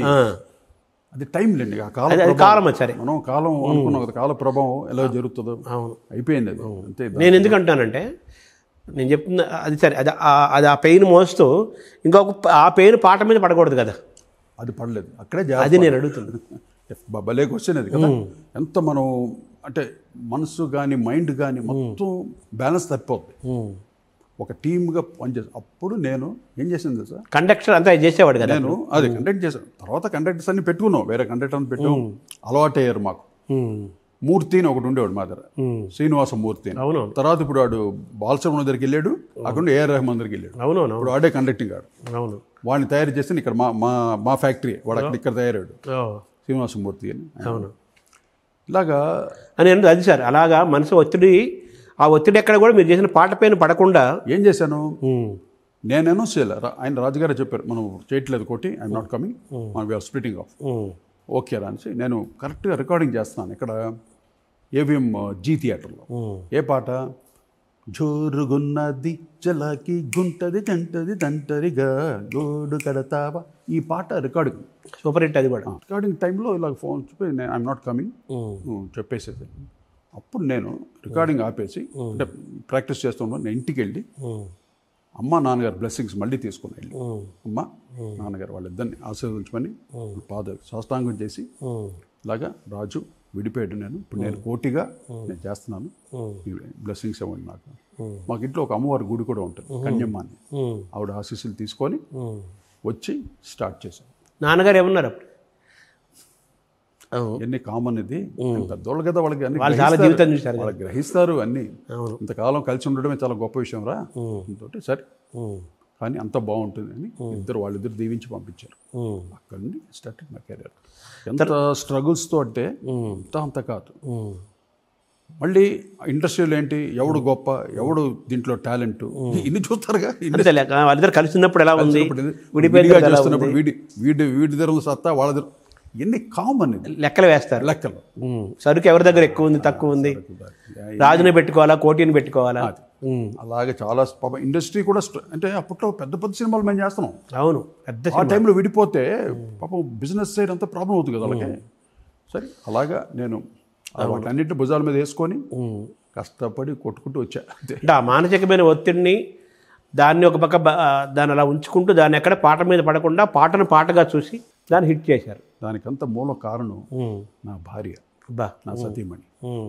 ఆవిడ అంత ఓర్పుతోటి, నేను చాలా ఫ్రస్ట్రేటెడ్గా ఉంటాను, నేను నా క్రియేటివ్ మైండ్ కదా, పాట రావాలి, సక్సెస్ అవ్వాలి, మూడ్స్ ఉంటాయి, అటు మూడ్స్లో ఆవిడ ఎంతగానో నన్ను బిడ్డలా చూసుకొని, నా మారల్ సపోర్ట్, నా భార్య, నా తల్లిదండ్రులు, నా భార్య సపోర్టే.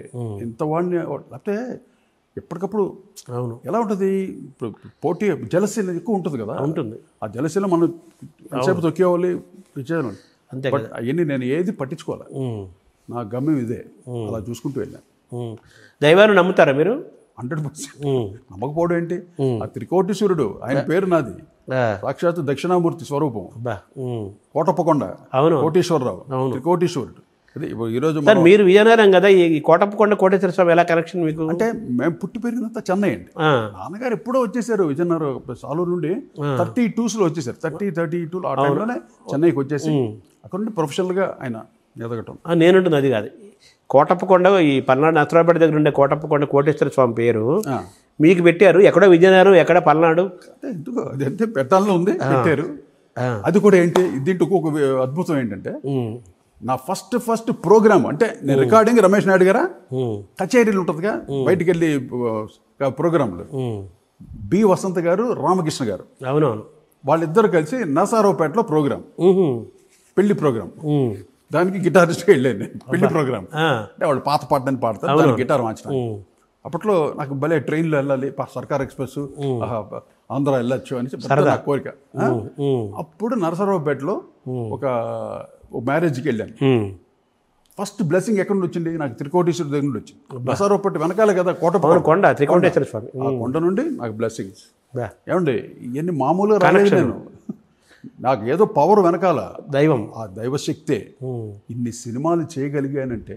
అంటే నాన్నగారు ఈ పేరు ఈ కోటేశ్వర స్వామి పేరు పెట్టారు అంటే త్రికోటేశ్వర స్వామి ఎప్పుడు తెలుసుకున్నారు మీరు ఈ విషయం? నేను తర్వాత అంటే నాకు చిన్నప్పుడు తెలిసేది కాదు, అందరూ కోటి పిలిచే తర్వాత తెలిసి, అంటే ఎవరు కోటీశ్వరరావు అంటే త్రికోటీశ్వరుడు అని ఒక కోటప్పకొండ ఉంది. అప్పుడు నేను కోటప్పకొండ అమ్మ తీసిలేరు నన్ను చిన్నప్పుడు. తర్వాత నేను వెళ్ళడం రెగ్యులర్గా వెళ్తుంటాను. వెళ్తుంటారా కోటప్ప? కొప్పరపు కోవులు మా తాతగారు వాళ్ళే, తిరుపతి వెంకటగౌరు కొప్పరపు కోలు అంటారు కదా, కొప్పరపు కోలు మా తాతగారు వాళ్ళే. నేను నర్సరావుపేటలో పుట్టాను. ఆ ఊరు కోటప్పకొండ పక్కనే మా తాతగారు వాళ్ళ ఊరు.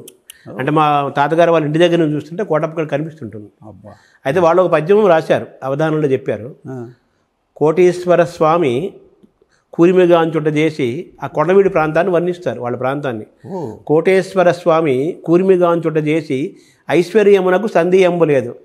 అంటే ఈ ప్రాంతం అంతా కోటేశ్వర స్వామి ప్రాంతం కదా, ఇక్కడ డబ్బుకేం ప్రాబ్లం లేదు, కోటేశ్వర్లు అవుతారని. అది మీకు కుదిరింది అలా వర్తించి స్వామి అనుగ్రహం, ఆ బ్లెస్సింగ్స్ కంప్లీట్గా ఉందండి నాకు. అవును. నేను ఆయన తలుచుకొని చేస్తూ ఉంటాను, అన్నీ సక్సెస్ఫుల్గా ఉంటాను. సార్ మామూలుగా మీరు డబ్బుకు పెద్ద ప్రాధాన్యత ఇవ్వలేదని, పాట హిట్ అవ్వాలని, మనకు మంచి పేరు రావాలని, మనం నిలబడాలని, ఇళయరాజా లాంటి వాళ్ళు మనం అంత పోటీ మధ్య మనం అంటే మనం నిలబడాలని, కొట్టడం కష్టం, అవును అని మీరు చేశారు పాటలన్నీ. అదే సమయంలో మీరు రెమ్యునరేషన్స్ను ఇప్పుడు మారిపోయింది ఈ సినిమా విధానం, కోట్లలోకి వెళ్ళిపోయింది, అది వేరే సబ్జెక్టు. అప్పుడు మీరు మీకోసం కంటే మీ దగ్గర పాడే వాళ్ళ కోసం ఎక్కువ ఇప్పించాలన్న ఆలోచనతో ఉండేవారని విన్నాను. కరెక్టే? అదేమన్నా ఒక ఎగ్జాంపుల్ చెప్తారు సార్? నా మ్యూజిషియన్స్కి మామూలు బయట రికార్డింగ్కి వేరే పేమెంట్ ఉంటుంది, నా దగ్గర మటుకు ఒక్కొక్కడికి ఒక 250-300 రూపాయలు ఎక్స్ట్రాగా ఉంటుంది ఆ రోజుల్లో. ఇప్పుడు 80s 90sలో నాకు ఎందుకంటే అందరూ సుభిక్షంగా ఉండాలి, నా ఆర్కెస్ట్రా అంతా హ్యాపీగా ఉండాలి. నాకు సక్సెస్ వచ్చింది, ఫుల్ 64 మంది ఉంటారు నాకు పర్మనెంట్, అందరికీ సాలిడ్ పేమెంట్స్. అసలు రికార్డింగ్ అవగానే స్పాట్ పేమెంట్ కదా, అందరూ ఇంత కట్టలు పాకెట్లో పెట్టుకుని వెళ్తూ ఉంటారు. నాకేదో ఆనందం, నేను కూడా అలా గిటార్ వాయించి సంపాదించిన మ్యూజిషియన్షిప్ ఏంటది.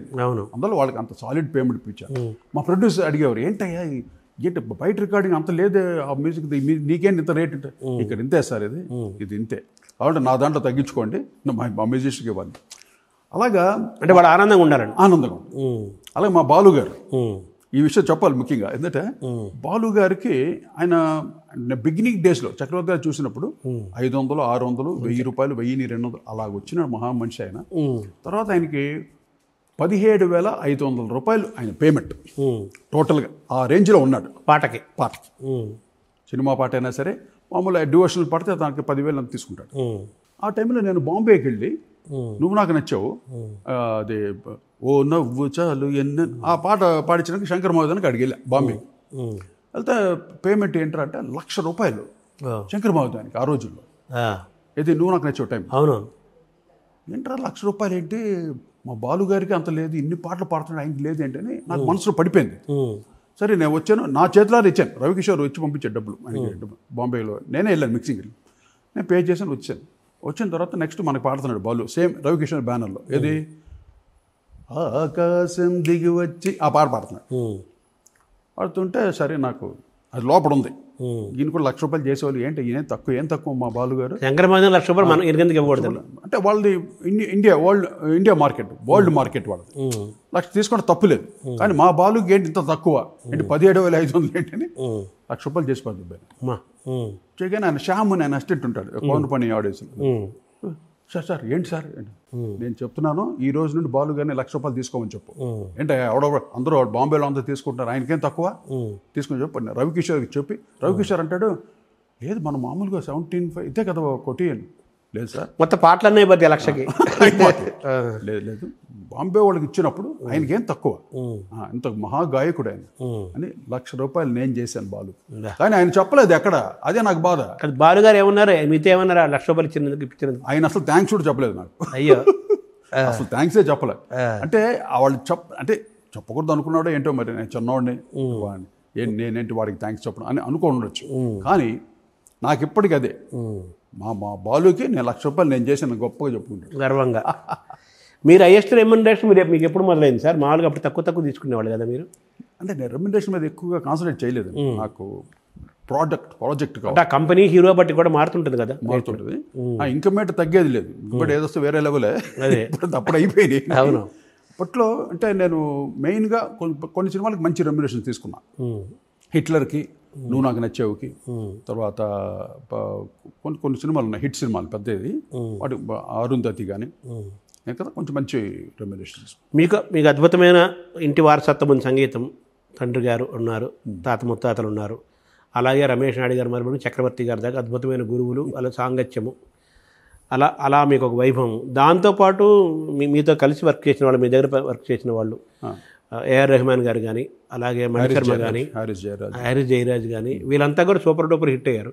వీళ్ళు మీ దగ్గర నుంచి ఏం నేర్చుకున్నారు? వాళ్ళు మీతో ఎలా ఉంటారు సార్ ప్రజెంట్? వీళ్ళందరూ వాళ్ళు ఎప్పుడు బాగుంటారు నాతోటి, గురుభావం ఉంటుంది, ఆ గ్రాటిట్యూడ్స్ ఉన్నాయి ఇప్పటికి వాళ్ళకి. ముఖ్యంగా వాళ్ళు ఒక కీబోర్డ్ ప్లేయర్గా నా దగ్గర పనిచేసేవాడు, నేను వాళ్ళ దగ్గర వాడేవాడిని ఈ టోన్స్ ఇలా చేయండి, బీట్కి ఇలా కావాలి, బేస్ ప్యాటర్న్ ఇలా కావాలి, ఈ టోన్ కావాలి. చాలా టోన్స్ ఉంటాయి దాంట్లో, సెలెక్ట్ చేయాలి. ఓపిక కొంచెం సెలెక్ట్, ఈ టోన్ వీటిని ఇలా వాడండి, కార్డ్స్కి ఈ టోన్ వేయండి, ఇవి చెప్పి తర్వాత వాళ్ళే దాంట్లో కూడా వాళ్ళు తేరుకొని బాగా వాళ్ళు ప్రోగ్రామింగ్ చేయటం అలా స్టార్ట్ అయ్యారు అనమాట. టాప్లో ఉన్నాడు కదా ఏ రెహమాన్ అంటే, ఎక్కడికి వెళ్ళిపోయారు కదా. ఇప్పుడు కంప్యూటర్తో కూర్చోవాలంటే ఎంతో ఓపిక ఉండదు. అవును, కోపం వచ్చి ఇసి రోడ్ బారేస్తాం మనం, కంప్యూటర్ కొన్ని పని చేయవు అసలు. అవును, కోపం వచ్చేస్తుంది. అవును, కానీ అంటే అంత టైము అంత పేషెన్స్ ఉండేది కదా నాకు. ఆ టైంలో తను దాన్ని స్టడీ చేయటం, కంప్యూటర్స్ మీద తను ఫుల్గా వర్క్ చేయటం, అవన్నీ తనకు అన్నీ కలిసి వచ్చింది. ఇప్పుడు తమన్కి మీ దగ్గర వర్క్ చేయలేదు? తమన్ చేశాడు మా దగ్గర, నా దగ్గర. వాడు చిన్నప్పుడు మన ఇంట్లోనే పెరిగాడు. చిన్న నాన్నగారు కూడా శివకుమార్ అని డ్రమ్మర్. ఆయన మా అన్నయ్య గ్రూప్లో ఆయన ఒక డ్రమ్మర్, శివకుమార్ ఆయన పేరు. మణిశర్మ గారు ఫాదర్ వైలిన్ శర్మ గారు అని ఆయన వైలినిస్టు. ఆయనను ఇంకో శర్మ గారు ఉండేవారు, శాస్త్రి గారని. వీరిద్దరు డ్యూయల్స్, ఇద్దరు కూర్చొని ఫ్రంట్ రో వైలినిస్టులు, పులుల్లా కూర్చుంటారు. మంచి వైలినిస్టులు, అంటే క్లాసికల్ బేస్డ్. ఈ దేవిశ్రీ ప్రసాద్ వాళ్ళ నాన్నగారు రైటర్ సత్యమూర్తి గారు. దేవి కూడా చిన్నప్పటి నుండి మన రికార్డింగ్లన్నీ చూసేవాడు, వచ్చి మ్యూజిక్ ఇంట్రెస్ట్ బాగా చిన్నతనం నుండి. అంటే ఒక వైభవం, అటు తల్లిదండ్రులు, మీ గురువులు, మీరు శిష్యులు అంతా చాలా బాగుంది ప్రయాణం. కొన్ని దృష్టి కూడా పడాలండి. సార్ మీరు 74లో పరిశ్రమకు వచ్చారు రమేష్ నాయుడు గారి దాంతో, అంటే 50 ఏళ్ళు పూర్తయింది. 50 కోటి దీపోత్సవం లాగా కోటి స్వర్ణోత్సవం వేళ ఇది ఏమన్నా ఈ కోటి స్వర్ణోత్సవాన్ని ఒక పుస్తకంగా తేవటము, ఒక సిరీస్గా చేయటము, లేకపోతే ఉత్సవాలు చేయటము, అలా ఏమైనా ప్రణాళిక ఏమైనా చేస్తారా? ఆలోచన ఉందా? అంటే నాకు ఇంట్రెస్ట్ లేదండి. ఏమన్నా చేస్తే తప్పకుండా నేను చేస్తాం. ఎందుకంటే మన జర్నీ వెళ్తూనే ఉంటుంది, ఇది ఆగేది కాదు కదా, ఎక్కడ ఆగదు. అంటే నేను ఎందుకంటున్నానంటే, మీరు చెప్పిన పెండియాల మహనీయులతోటి మీ ప్రయాణము, పెద్ద పెద్ద వాళ్ళ దగ్గర నుంచి మీరు నేర్చుకున్నవి, మీరు నేర్చుకున్నవి పాఠాలు, గుణపాఠాలు చాలా ఉన్నాయి కదా, అద్భుతమైన పాటలు అన్నీ ఉన్నాయి. ఇవన్నీ రికార్డులు అయితే, ఒక పుస్తకంగానో ఒక చరిత్రగా రికార్డు అయితే రేపటి తరాలకి తెలుస్తాయి, తెలియాలి, చరిత్ర కూడా రికార్డు అవుతుంది కదా. ఒక వైభవం ఉత్సవం అంటే అది గర్వంగా కాదు, ఒక పాఠం. జనరేషన్కి ఒక కంపోజర్ యొక్క ఆ వాల్యూస్ తెలిసే అవకాశం లేదు పాపం. అవును, అందుకంటున్నాను. జస్ట్ కీబోర్డ్ పెట్టుకుంటున్నారు, కంపోజర్ అయిపోతుంది, గిటార్ పట్టుకుంటారు, కంపోజర్ అయిపోతున్నారు. తప్పట్లే, అవును, అందరు అవ్వాలి. కానీ నేర్చుకోవాల్సింది చాలా ఉంది. అంటే నేను రాగాలు చెప్పేది అది కాదు. మెయిన్గా కంపోజర్ ఎలాగ ఒక పాటని ఆ జీవస్వరాన్ని ఎలాగ వస్తుంది, దాన్ని ఎలాగ మనం ఆలోచించాలి, ఎలాగ చేయాలి, ఈ సాంగ్ని ఏ ప్యాటర్న్తో చేస్తాను. నేను ప్రతి పాటని రిథమ్ గ్రూ వేసుకుంటాను, నేనే క్రియేట్ చేసుకుంటాను రిథమ్. ఇప్పుడు ఏంటి, కీబోర్డ్ ప్లేయర్కి ఒక నోట్ కొడితే 100 టన్స్ ఆఫ్ లూప్స్ వస్తాయి, రిథమ్స్ రకరకాలు, డిస్క్ టాక్ బుస్కు ఏదో చాలా వస్తాయి. అది నొక్కొని దాంతో పాటు పాటలు చేస్తుంటారు. ఏమన్నా రెహమాన్ కూడా అంతే, అవును, చాలా పాటలు యాపిల్ లూప్స్ అని ఇలా చాలా లూప్స్ ఉన్నాయి. ఆ లూప్స్ తోటి చేయటం వల్ల దట్స్ ఎంతైనా మెకానికల్. అది మనమే క్రియేట్ చేసి, ఇది గ్రూవ్ను కూడా మనమే క్రియేట్ చేసి, రిథమ్ లూప్ని క్రియేట్ చేసి, ట్యూన్ కూడా దానికి తగ్గట్టుగా మనం కంపోజ్ చేస్తే ఆ పాట అలా పదిలంగా కలకాలం చిరకాలం ఉండిపోతుంది. ఇప్పుడు ఆర్టిఫిషియల్ ఇంటెలిజెన్స్, టెక్నాలజీ ఇవన్నీ వచ్చేసాయి కదా, అక్కడ సోల్ మిస్ అవుతుందంటారా? ఆత్మ జీరో సార్. అవన్నీ ఊరికే గొప్పగా చెప్పుకోవచ్చు, ఏ చేసేసింది ఏంటి, ఏం పీకుద్ది, ఏం పీకుతుంది ఊరికే. ఏదో మనకు అది మనకేదో వింతగా అద్భుతంగా అనిపించవచ్చు, వింత అది అద్భుతం కాదు. అవును, ఆత్మ ఉండాలి కదా. ఆత్మ ఉండాలి, ఎక్కడ ఉంటుంది అది, అది ఏం చేస్తుంది దానికి తెలియదు, మనకి తెలియదు. అవును, ఏదో చూస్తే అది ఇష్టాన్ని కొడుతుంది, ఏదో చేస్తుంది. కోటిలాగా పాట చేయి, ఇళయరాజా గారి పాట చేయంటే చేస్తుంది, అసలు సంబంధమే ఉండదు. అవును, ఒక వైలన్ ఆత్మకథని ఆయన రాశారు, పెద్ద ఆయన విజయవాడలో ఉంటారు కదా, ఆయన జీవితం అంత వైలన్తోనే ప్రయాణం కాబట్టి. అలాగే మీరు గిటార్తో మొదలై కంపోజ్ చేసి, అద్భుతమైన సృష్టి చేసి, చాలా ఇన్స్ట్రుమెంట్స్ మీరు నేర్పించి ఇవన్నీ చేశారు కదా. ఈ కోటి స్వర్ణోత్సవం అనేది జరుగుతుంది, మీరు చెప్పారుగా. ఈరోజు కార్తీక పౌర్ణమి రోజు చెప్తున్నారు. అవును, అది కార్తీక పౌర్ణమి రోజు మీరు చెప్తున్నారు కాబట్టి తప్పకుండా జరిగి తీరుతుంది. అది ఆ త్రికోటీశ్వరుడే చేస్తాడు. అవును, అంతే. అంత సిన్సియర్గా సాధన చేశానండి నేను. ఊరికి ఆషామాషిగా వచ్చినోడు కాదు నేను, చాలా సాధన చేసాం. రాజు అఫ్కోర్స్ రాజు ఆయన చేశాడు, నేను నా వంతు నేను మ్యాక్సిమం ఇప్పటికీ చేస్తూనే ఉన్నా సాధన. అవును, అంటే 80s 90s 2000s కూడా మీరు చేశారు. చేశాను. అరుంధతి 2012 వరకు నేనే చేశాను కంప్లీట్ సక్సెస్ఫుల్ మ్యూజిక్ డైరెక్టర్గా. అవును. ఇప్పుడు మీకు మరణశాసనం సినిమాకి మీరు ఆ బ్యాక్గ్రౌండ్ స్కోర్ ఇస్తే అది మీకు చిరంజీవి సినిమాని ఇచ్చింది. కరెక్ట్ కదా.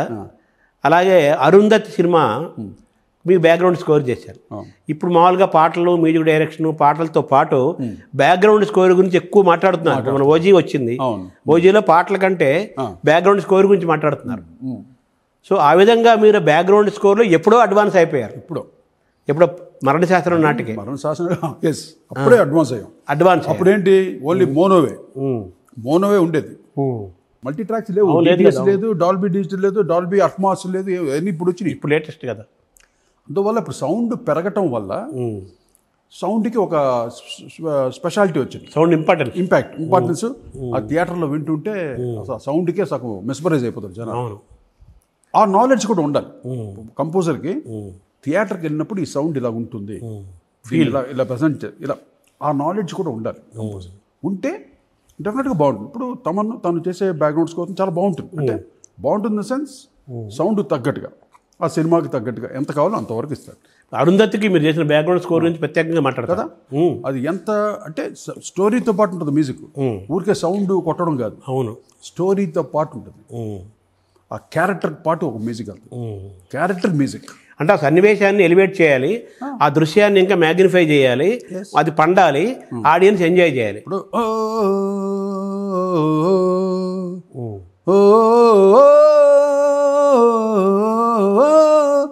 ఫుల్ కోరస్తో పాడితే ఎలా ఉంటుంది దీనికి? సో మైనర్ థర్డ్ కార్డ్స్ అనేది ప్రోగ్రెషన్ అది. దాంతో హార్న్స్ తోటి, ఫ్రెంచ్ హార్న్స్ తోటి ఇలా ప్రజెంటేషన్ అది. ఆ సౌండింగ్ అరెస్ట్ చేసింది అందరినీ. అంటే ఇంత అడ్వాన్స్డ్గా మీరు అప్పుడు అడ్వాన్స్డ్గా ఉన్నారు, 40 ఏళ్ళ క్రితం 50 ఏళ్ళ క్రితం అడ్వాన్స్డ్గా ఉన్నారు మీరు. ఇప్పుడు చాలా అడ్వాన్స్. ఇప్పుడు కూడా అడ్వాన్సే. దీనంతా మీరు స్టడీ చేస్తుంటారా? వింటూ ఉంటాను బాగా. ఇప్పుడు కంపోజర్స్కి ఇప్పుడు నేను అందరికి చెప్తుంటాను, హియరింగ్ నాలెడ్జ్ మనల్ని చాలా పైకి తీసుకెళ్తాం. అంటే వినేసి కాపీ కొట్టడం కాదు. అవును, వింటూ ఉంటే మన నాలెడ్జ్ మనకి బాగా పెరుగుతుందండి. తెలుసుకోవటం చదివితే ఎంత నాలెడ్జ్ వస్తుంది మీకు? చాలా వస్తుంది. ఎన్నో imaginations you can imagine, you can go beyond. అలాగే మ్యూజిక్ వింటూ ఉంటే మనకి ఎన్నో నాలెడ్జ్ వస్తుంది. తర్వాత మీరు చాలా దేశాలు తిరిగారు కదా, మొన్న కూడా యూఎస్లో కూడా చాలా కచేరీలు ఇచ్చారు, చాలా తిరిగారు కదా. రెగ్యులర్ అక్కడికి వెళ్ళినప్పుడు మామూలుగా స్టడీ చేస్తుంటారా, కలుస్తుంటారు అక్కడ వాళ్ళని, టెక్నాలజీని, ఆర్టిస్టులు? నేను ఎక్కువగా అంటే మ్యూజిక్ స్టోర్స్కి వెళ్తూ ఉంటాను. అక్కడ ఆర్టిస్ట్ని కలవాలి. నేను సియాటిల్లో మట్టు కలిసాను ఒకసారి ఆర్కెస్ట్రా వాళ్ళని. అంటే నేను ఇంట్రొడ్యూస్ చేసుకున్నాను పలా సౌండ్స్ అంటే వాళ్ళు చాలా ఎక్సైట్ అయ్యి బాగా వెల్కమ్ చెప్పారు. మంచి ఒక సింఫనీ ఆర్కెస్ట్రా ఏదో సింఫనీ వాయిస్తుంటే వెళ్ళాను అక్కడికి. అక్కడ ఇంట్రొడ్యూస్ చేసుకుంటే వాళ్ళు చాలా బాగా మాట పలకరించారు. అక్కడ మిగతా గిటారిస్టులు వీళ్ళందరూ సియాటిల్లో చాలా మంచి మ్యూజిషియన్స్ ఉన్నారు అక్కడ. వాళ్ళు కలిసేవాడిని. తర్వాత నేను అంటే మన షోస్కి వెళ్తాను కదా, అప్పుడు వెళ్ళినప్పుడు గిటార్ స్టోర్స్ అని చాలా ఉంటాయి అక్కడ, మ్యూజిక్ షాప్స్. లేటెస్ట్ ఏమేమి వస్తున్నాయి, ఇన్స్ట్రుమెంట్స్ ఇవన్నీ చూస్తుంటాను వెళ్ళి. అడ్వాన్స్డ్ ఏమి వచ్చినాయి. ఇప్పుడు మైకేల్ జాక్సన్ కలిశారు మీరు, డయానా కింగ్ ఎప్పుడైనా? కలవలేదు. ఆయన ఇల్లు చూశాను ఇక్కడ మన బెవర్లీ హిల్స్లో. ఆయన హౌస్ లాస్ట్ ఆయన డెత్కి వెళ్ళే ముందు అంటే జరిగిన ఇన్సిడెంట్ కూడా చెప్పారు. ఆ ఇల్లు చూస్తుంటే ఆయనే గుర్తు. ఎందుకు మా రెహమాన్ గారు ఆయన ముట్టుకున్నాడంట. ఆ చెయ్యి ఎవరు ఆ బాబు ముద్దులు పెట్టినాడు. మైకేల్ జాక్సన్ సెకండ్ ఇచ్చాడంట ఆయన చెప్పాడు నాకు. రెహమాన్ గారు చెప్తే ఆ చెయ్యి చూపినానా, నేను ముద్దు పెట్టుకొని బాగా చాలు ఆ మహానుభావుడు కలిసే ఉంటే అదే గ్రేట్ కదా మైకేల్ జాక్సన్. కంపారిజన్ కాదు కానీ మంగళంపల్లి బాలమురకృష్ణ గారు ఆయన ఒక స్వరూపం అయితే, వాగ్గేయ ఒక ఎక్కడో గంధర్వుడిలాగా అయితే, మైకేల్ జాక్సన్ కూడా ఏదో ఒక స్వరూపం అనుకోవాలి కదా సార్ మనం? డెఫినెట్గా. కాకపోతే ప్రపంచం కుదిపేశాడు, ఊపేశాడు. కుదుపుడే మైకేల్ జాక్సన్. ఆయన చూస్తుంటే ఏడుపులు పడిపోతున్నారు, పూనకాలు వచ్చి పడిపోతుంటుండే జనాలు. అంత పవర్ అది, ఆరా పవర్ అది. అలా కింద ఇక్కడికి వద్దాం సార్, మళ్ళీ మనం భూమిపైకి వద్దాము. మైకేల్ జాక్సన్ వచ్చి రాజేశ్వరరావు గారు అందరికీ తెలుసు. హనుమంతరావు గారు ఉన్నారు కదా, మా పెదనాన్న గారు. హనుమంతరావు గారి గురించి మనం మాట్లాడుకుందాం సార్. ఆరాధన సినిమా అద్భుతం కదా, పాటలు ప్రతి పాట హిట్. అది మామూలు హిందీ రీమేక్ అది. ఆరాధన కన్నా అంతకుముందు ఆయన చేసిన సినిమాలు చాలా ఉన్నాయి, మంచి మ్యూజిక్ ఉంది. అది అంటే ఎక్కువ గుర్తింపు రాలేదు అందుకే మాట్లాడుతున్నాను. బట్ మంచి కంపోజర్ ఆయన కూడా. ఆయన జెమినీ స్టూడియోలో సారంగి వాయించేవారు.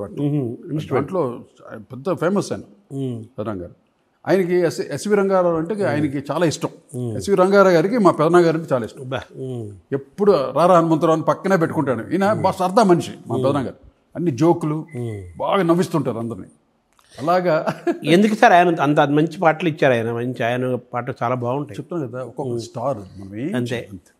మనమేం చేయాలి, అది భగవంతుడు రాసి పెడతాడు. దానికి మనం ఎవరు పైకి రాలేదు, ఎవరు తక్కువ ఎవడు హూ కెన్ జడ్జ్ అంటే వాళ్ళ యోగం అంటే రాసి ఉండాలి అంతే. అవును.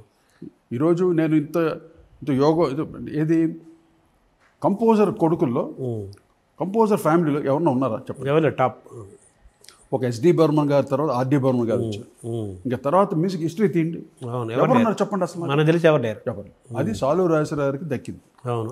తనయుడుగా నేను ఇన్ని 500 సినిమాలకు పైన సినిమాలు చేసి నాకు నేను ప్రూవ్ చేసుకొని ఇప్పటికీ ఆడియన్స్లో నా పాటలు ఇంకా వాళ్ళు ఆదరిస్తూ నాకు బ్రహ్మరథం కడుతుందంటే నిజంగా ఐఎమ్ బ్లెస్డ్. ఆ వారసత్వం మా తాతగారి బ్లెస్సింగ్స్, మా పూర్వీకుల బ్లెస్సింగ్స్. అది అంతే. ఆ గొప్పతనం కాదు. ఆ సాధన చేశాను నేను సాధన చేశాను, నా వరకు ఎంత చేయాలో చేశాను. అంటే సాధన ఉంది, సాధన చాలా మంది చేస్తారు. చిత్తశుద్ధి కావాలి, యోగం కూడా ఉంది, భక్తి, శ్రద్ధ, యోగం అన్నీ ఉండాలి. అవును సార్. మొన్న ఈ 90s ఏంటి చేశారండి సార్? మొన్న ఏంటి అది సార్? అది 90s అని చేశారు. అదే కోటితో 90s అని నా షో పెట్టారు ఇక్కడ మన హైదరాబాద్లో. ప్రిజమ్ అని ఒక పబ్ ఉంది, వెరీ ఫేమస్ పబ్. అది 2000 వర్త్ క్రౌడ్ ఉంటుంది. ఓడిఎం ప్రిజమ్. నా ప్రోగ్రాం పెడదామని వాళ్ళు అడిగాను నన్ను. సార్ అందరూ షోలు చేస్తున్నారండి ఇక్కడ, బ్యాండ్స్ అని చేస్తుంటారు, ఒక్కసారి మీ షో మళ్ళీ మా 90s పాటలు వినాలి మాకు. తప్పకుండా చేద్దామని ఫోన్ చేసామన్నమాట. అసలు ఆ రోజు మొత్తం ఆడియన్స్ వాళ్ళే పాడుతున్నారు నా పాటలు. అందరికీ వచ్చు, మీకంటే వాళ్ళకి ఎక్కువ వచ్చు. గుర్తున్నాయి చేస్తే చాలండి. గువ్వ అంటే అక్కడ వాళ్ళే మొత్తం పాట. నిద్రపోతున్న రాత్రి అంత వాళ్ళే పాట. ఎక్కడ ఉన్నా పక్కన నువ్వే ఆడు. ప్రతి పాట ఎంత గ్రాండ్ సక్సెస్ వాళ్ళు చేశారు. నేను ఇంత కష్టపడి నేను సాధన చేసి పాటలు చేశాను. నన్ను ఇంతగా ఆదరించి నా పాటల్ని సూపర్ హిట్ చేసిన ఆడియన్స్ వాళ్ళ ముందు నేను ప్రజెంట్ చేస్తుంటే నా హిట్ సాంగ్స్ ఎంత ఆనందం అంటే దానికన్నా ఏముంటుంది ఇక జన్మకి. అది పాట మీకెంత గుర్తుందో మీకంటే ఎక్కువ గుర్తుంది వాళ్ళకి. ఎక్కువ గుర్తుంది. అండ్ ఇంటర్లూడ్స్ కూడా ఎన్నిసార్లు వినుంటారు. ఇంటర్లూడ్స్ ఎన్నిసార్లు వినుంటారు వాళ్ళు. అవును. వాళ్ళు అన్నిసార్లు వినడం వల్ల ఆ బ్లెస్సింగ్సే మాకు ఇప్పటికీ ఆ వేవ్స్ ఆరాపారు పెరగడం కారణం వాళ్ళు ఇచ్చే ఆశీస్సులు. ఏమంటే ప్రేక్షకులు వాళ్ళు ఇచ్చే సంగీత ప్రియులు ఉంటారు కదా, ఇప్పుడు మనం మాట్లాడుకుంటున్నాం. ఈ లోపు ఎంత కోట్లాది మంది లక్షలాది మంది నా పాటలు వింటూనే ఉంటారు హెడ్ ఫోన్లు వేసుకొని, ఏదో పని చేస్తూ. వాళ్ళకి ఎక్కడో ఆనందాన్ని ఇస్తుంది కదా, ఆ ఆనందాన్ని ఇచ్చే సంగీతం నాకు రావటం, అది సాలు రాశారు అక్కడ అంశం నుండి రావటం నా బ్లెస్సింగ్. అంటే వాళ్ళ ఆనందమే మీ ఆశీస్సు, మీకు ఆశీస్సు. అంతే.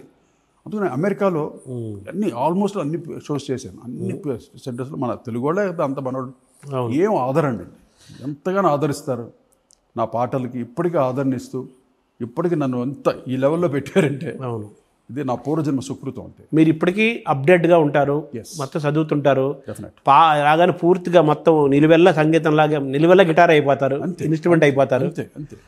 ఇప్పుడు మీకు పాటలు అడగట్లేదా సార్? మీలాంటి వాళ్ళ అవసరం చాలా ఉంది కదా, అవసరం ఉన్నోళ్ళు వస్తారు. కాకపోతే ఇప్పుడు నేను వెళ్ళి మళ్ళీ అవును ఎప్పుడు లేదు కదా, లేదు ఇప్పుడు లేదు. అందువల్ల దాంట్లో తప్పు లేదు, కానీ వాళ్ళకి అనిపించాలి కదా. ఇండస్ట్రీలో నేను ప్రూవ్ చేసిన మ్యూజిక్ డైరెక్టర్ని, అవును సక్సెస్ ఇచ్చిన మ్యూజిక్ డైరెక్టర్. ఇండస్ట్రీ ఎన్నో సక్సెస్ ఇచ్చాను. అవును, ఇండస్ట్రీకి మ్యాక్సిమం హిట్స్ ఇచ్చాం. ఆ గుర్తింపు వాళ్ళకి ఉండాలి. సరే లేదు, కాలం మారిపోయింది, వేరే రకంగా వెళ్తుంది కదా, ఆయన చేస్తాడు అని కూడా ఉండొచ్చు కదా. వస్తే నేను వద్దు నిరాకరించను. వస్తే చేయడానికి నేను ఇప్పుడు నాకు సినిమా ఉన్నా లేకపోయినా నన్ను నేను ఎప్పుడు అప్డేట్ చేసుకుంటూ ఉంటాను. I love that. మీరు హాయిగా సంగీతం వింటారు, పాడుకుంటారు. మ్యూజిక్ సార్, సినిమా ఏంటంటే సినిమాలు చేస్తాం కాదు. అవును, మ్యూజిక్ సినిమా అనేది సంగీతంలో చిన్న పార్ట్ అంతే, చిన్నది ఒక లైను. ప్రొఫెషన్ అంటే ఓషన్, అది ఓషన్ సముద్రం కదా, అది సముద్రం, మహాసముద్రం. సముద్రంలో చిన్న పిల్లకాలు ఎన్నో ఉంటాయి. కర్ణాటక చాలా మంది సంగీత సముద్రం, మంది విద్వాంసులు. అవును, ఎంత కథ ఇది, ఎంత సంగీతము. సరే సార్, మీరు వేదాలని స్వరకి కూడా సంగీతం అందించాలనో ఏదో ఒక సంకల్పం ఉందట కదండి, అదేంటి సార్? ఉంది, నాకు చిన్నతనం నుండి ఉంది ఆ సంకల్పం. ఎలాగంటే వేదాలని అన్ని లాంగ్వేజెస్లో దాని యొక్క తాత్పర్యం తెలియాలి, దానికి సంబంధించిన సంగీతం వెనకాల బ్యాక్డ్రామ్ వచ్చి ఒక 10 లైన్లు వేదం చదివితే దానికి సంబంధించిన సంగీతాన్ని కంపోజ్ చేసి ప్రజెంట్ చేసి దాని యొక్క తాత్పర్యం. అంటే మామూలుగా వేదంలోనే దానికి ఘన జట ఒక స్వరంలో ఆటోమేటిక్ ఉంది కదా వాటికి. ఉంది. మళ్ళీ ప్రత్యేకంగా మీరు ఏం చేస్తారు? ప్రత్యేకంగా ఏం చేయను, దాన్ని డిస్టర్బ్ చేయను. వెనకాల దానికి చెప్పిన ఆ వేదంలో చెప్పినటువంటి సారాంశాన్ని సంగీత రూపంలో ఎలా చెబుతారు సార్, ఇది నేను ట్రై చేస్తున్నాను. అదే ఇది ఒక ఎంతవరకు ఆలోచన ఇది ఎంతవరకు జరుగుతుందో నాకు తెలియదు, కానీ నాకు ఒక డ్రీమ్ అది. ఇన్ని వేదాలు, 4 వేదాలు, అద్భుతమైన వేదాలు ఉన్నాయి. ఇప్పుడు మరి సంగీతం సామవేదం నుంచి పుట్టింది కదా. పుట్టింది. అలాగా మిగతా వేదాల్లో ఏంటి సారాంశం, వాటిని ఎలా మ్యూజిక్ ద్వారా ఎలా చెప్పచ్చు. ఇది పెద్ద, ఇది ఒక యజ్ఞం. ఇది అది జరుగుతుందో లేదో నాకు తెలియదు, ఎందుకు ఆ సంకల్పం కలిగింది నాకు, అది చేయాలని ప్రయత్నంలో ఉన్నాను. చూస్తాను, అది ఒక శాంపుల్ చేసి చూద్దాం, అది రీచ్ అవుతే సరే. నాకు చాలా పెద్ద పెద్ద ఘనపాటలు అందరూ వెనకాల ఉన్నారు, ఉండాలి వాళ్ళతోనే అందరూ. నేను అసలు ఇక్కడ నరసింహ గుడి ఉంది కదా, అక్కడికి వెళ్తే ఘనపాటలు అందరూ వచ్చి తప్పకుండా మేము ఉన్నాం, మీకు వేదాలు ఏ డౌట్ కావాలో మేము అడగండి, చేస్తాం. అంటే వేదాల్లో మనకి సామవేదం పూర్తిగా సంగీతానికి సంబంధించిన వేదం కదా, దాంతో మొదలు పెట్టచ్చు కదా మీరు. అక్కడ స్టార్ట్ చేస్తాం 4 వేదాల్లో. నేను ఒకటి అనుకున్నాను, ఏదో దాని ఒక చెప్తాను, అది నడుస్తుంది, నడుస్తుంది, బయటికి రావాలి. అదే ఆ తపస్సులో ఉన్నాను. ఇంకా దాంట్లో మీరు సామవేదము ఆ వేదాలను ఈ జన్మలో కుదురుద్దా లేకపోతే ఇంకో 10 జన్మలు కుదురుతుందో నాకు తెలియదు మనకి, కానీ పెద్ద సంకల్పం, చాలా గొప్ప సంకల్పం అది ఇచ్చాడు దేవుడు. ఆ సంకల్పం వచ్చింది నాకు. అవును, ఏదో పబ్లిసిటీ కోసం కాదు, ఏదో గొప్పలు చూపి ఆత్మానందం, ఏదో సాధించాలి. ఇప్పుడు ఇన్నాళ్ళు మన సినిమాలు చేసాం, కమర్షియల్ మ్యూజిక్ చేసాం, అన్ని రకాల అందరూ హృదయాల్లో ఉన్నాం. ఇటు ఉన్నప్పుడు మనం ఏదో ఒకటి సాధించాలి కదా. ఘంటసాల భగవద్గీతను ఇచ్చారు, అదే నేను చెప్తాను అనుకుంటున్నాను. మహానుభావుడు ఇచ్చాడు, చిరకాలం కలకాలం ఈ సృష్టి ఉన్నంత కాలం ఆ భగవద్గీత. అలాగే బాలుగారు లింగాష్టకం అద్భుతంగా, లింగాష్టకం బాలుగారు. అలాగే మాకు ఏదో ఆ భాగ్యం కలిగినప్పుడే, నేనే ఇది గొప్పగా పబ్లిసిటీ చేయట్లేదు, అవును, ఆలోచన కలిగింది, దాన్ని ఎలా చేయాలో నాకు ఇంకా ఆ దీంట్లో ఉన్నాను. ఇస్తాడు దేవుడు నాకు తప్పకుండా. మీరు ఇంత యంగ్గా, యూత్ఫుల్గా, యాక్టివ్గా, షార్ప్గా, సెన్స్ ఆఫ్ హ్యూమర్ అన్నిటితో ఉంటారు కదా, మీరు సాధన ఏమైనా చేస్తారా, ధ్యానం చేస్తారా, ఏంటి? ధ్యానం ఉంటుంది ఇప్పుడు, రెగ్యులర్ ధ్యానం, యోగా చేస్తుంటాను. అంటే ఓవర్ అది కాదు, స్ట్రెయిన్ చేయకూడదు, వాకింగ్ చేస్తుంటాను, డైట్ కంట్రోల్లో ఉంటాను.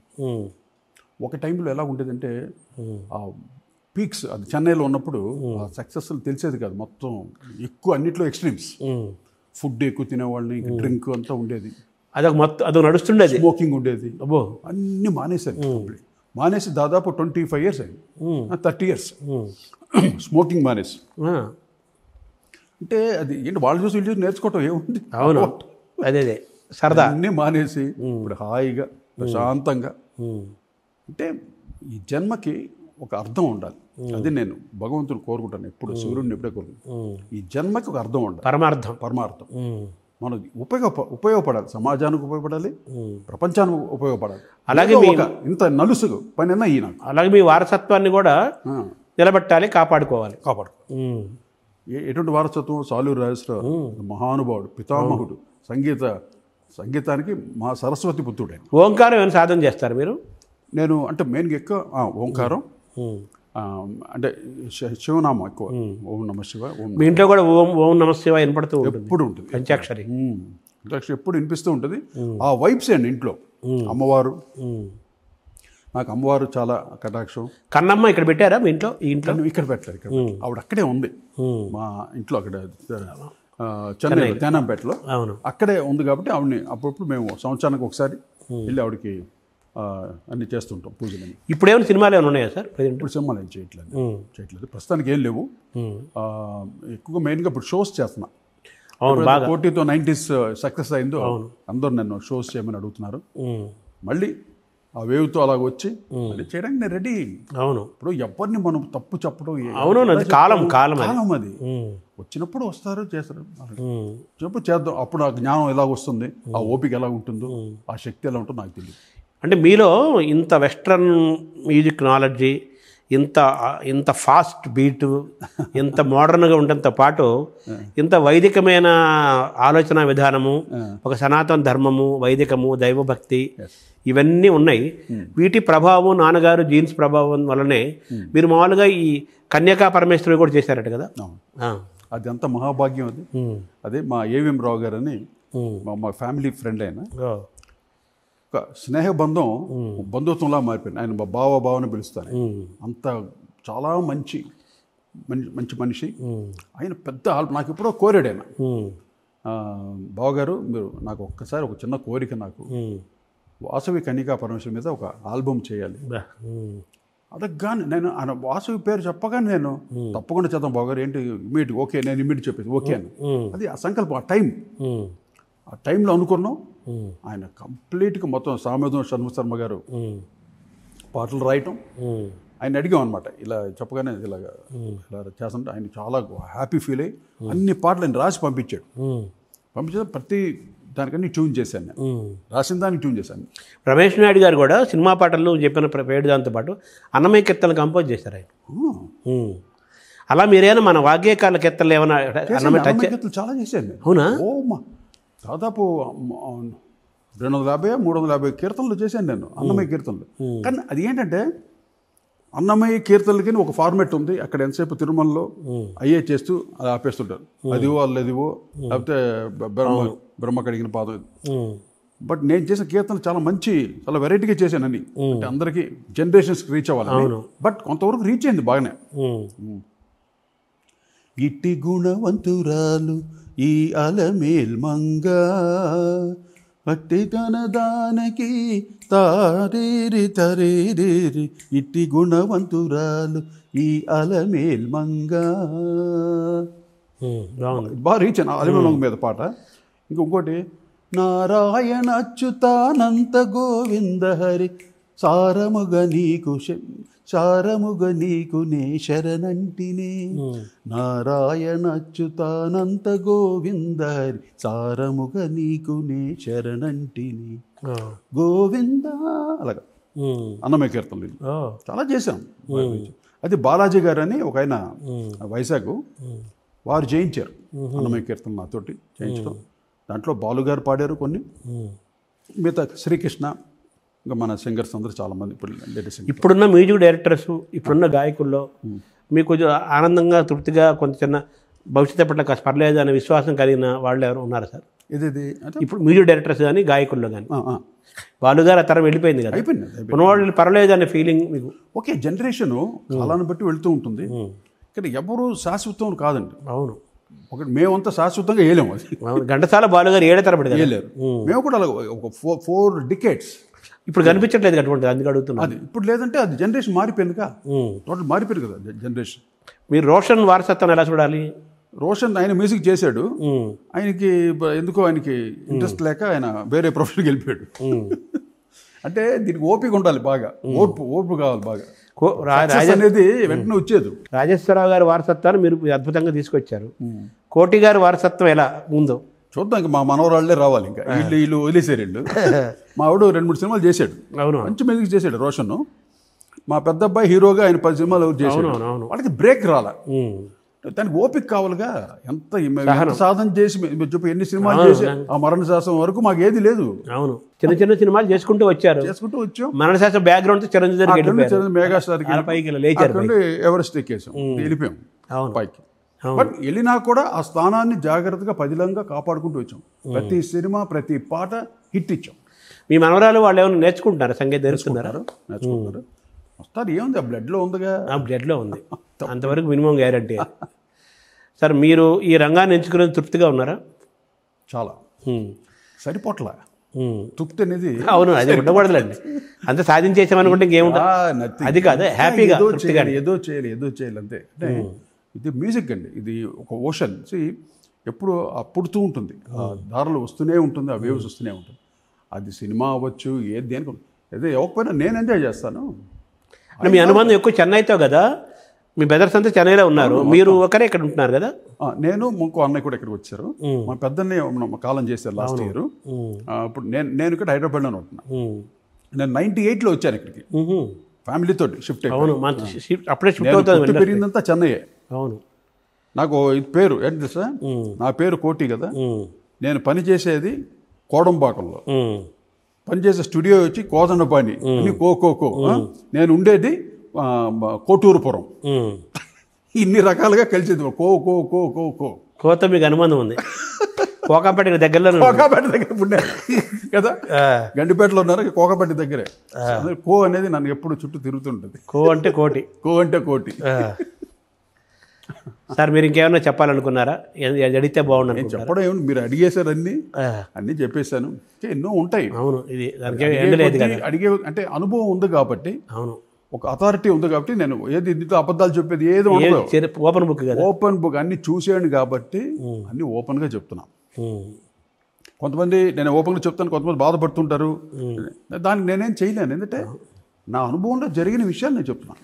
మనసులో దాచుకునే బదులు మీ భావోద్వేగాల్ని బయటికి ప్రపంచానికి చెప్పండి. అందరూ రేపు ఈ ఇంటర్వ్యూ చాలామంది చూస్తారు, చూసినప్పుడు ఏంటి చెప్పాడు ఈయనేంటి, ఈయన స్వభావం ఏంటి, ఇన్ని రకాలుగా ఆలోచిస్తారు ఆడియన్స్, వినేవాళ్ళు చూసేవాళ్ళు. కానీ ఈయనేంటి, ఇతను నిజం చెప్తున్నాడా, లేకపోతే ఇతను ఎక్స్పోజ్ చేసుకోవడం చెప్తున్నాడా, అన్ని రకాలుగా అనుకుంటారు. కానీ సత్యంగా చెప్తున్నాను, ఈరోజు మీకు చెప్పిన విషయాలన్నీ అక్షరాల సత్యం. నా విద్య మీద సత్యం, ఆ వెంకటేశ్వర స్వామి మీద సత్యం, అందరి మీద సత్యంగా చెప్తున్నాను. అంత అక్షరాల నిజం మాట్లాడాను ఈరోజు. అవును, టు బి ఓపెన్లీ. అవును, నిజాలే మాట్లాడారు. సార్ మీకు సమయం సద్వినియోగం చేసుకుంటారు, ఈ ఖాళీ టైం అనాలా, దీని బిజీ టైం అనాలా? ఎంజాయ్ మై మ్యూజిక్ అండి. కొంచెం పియానో వాయించుకుంటూ ఉంటాను, నాకు స్టూడియో ఉంది, స్టూడియో కొంచెం వర్క్ చేసుకుంటూ ఉంటాను. ఏముంది ఇంక, అదే హ్యాపీ. ఇప్పుడు సినిమా చేసే అని కాదుగా, కష్టపడ్డాం, ఇల్లు కట్టుకున్నాను. అవును, ప్రశాంతంగా హ్యాపీ, కుటుంబ ఫ్యామిలీ, పిల్లలు బాగున్నారు, దేవుడి దయ వల్ల, ప్రేక్షకుల ఆశీస్సులు. హెల్తీగా ఉన్నారు, యాక్టివ్గా ఉన్నారు. హెల్తీగా ఉన్నాం, యాక్టివ్గా ఉన్నాం. కాలం తీసుకుని వెళ్తుంటే మనం ఎంత సాధన చేస్తే, ఎంత చిత్తశుద్ధితో ధర్మగుణంతో ఉంటామో, ఆ ధర్మగుణమే మన ముందుకు సాగుతుంది. నమస్కారం సార్. Thank you sir. నమస్తే.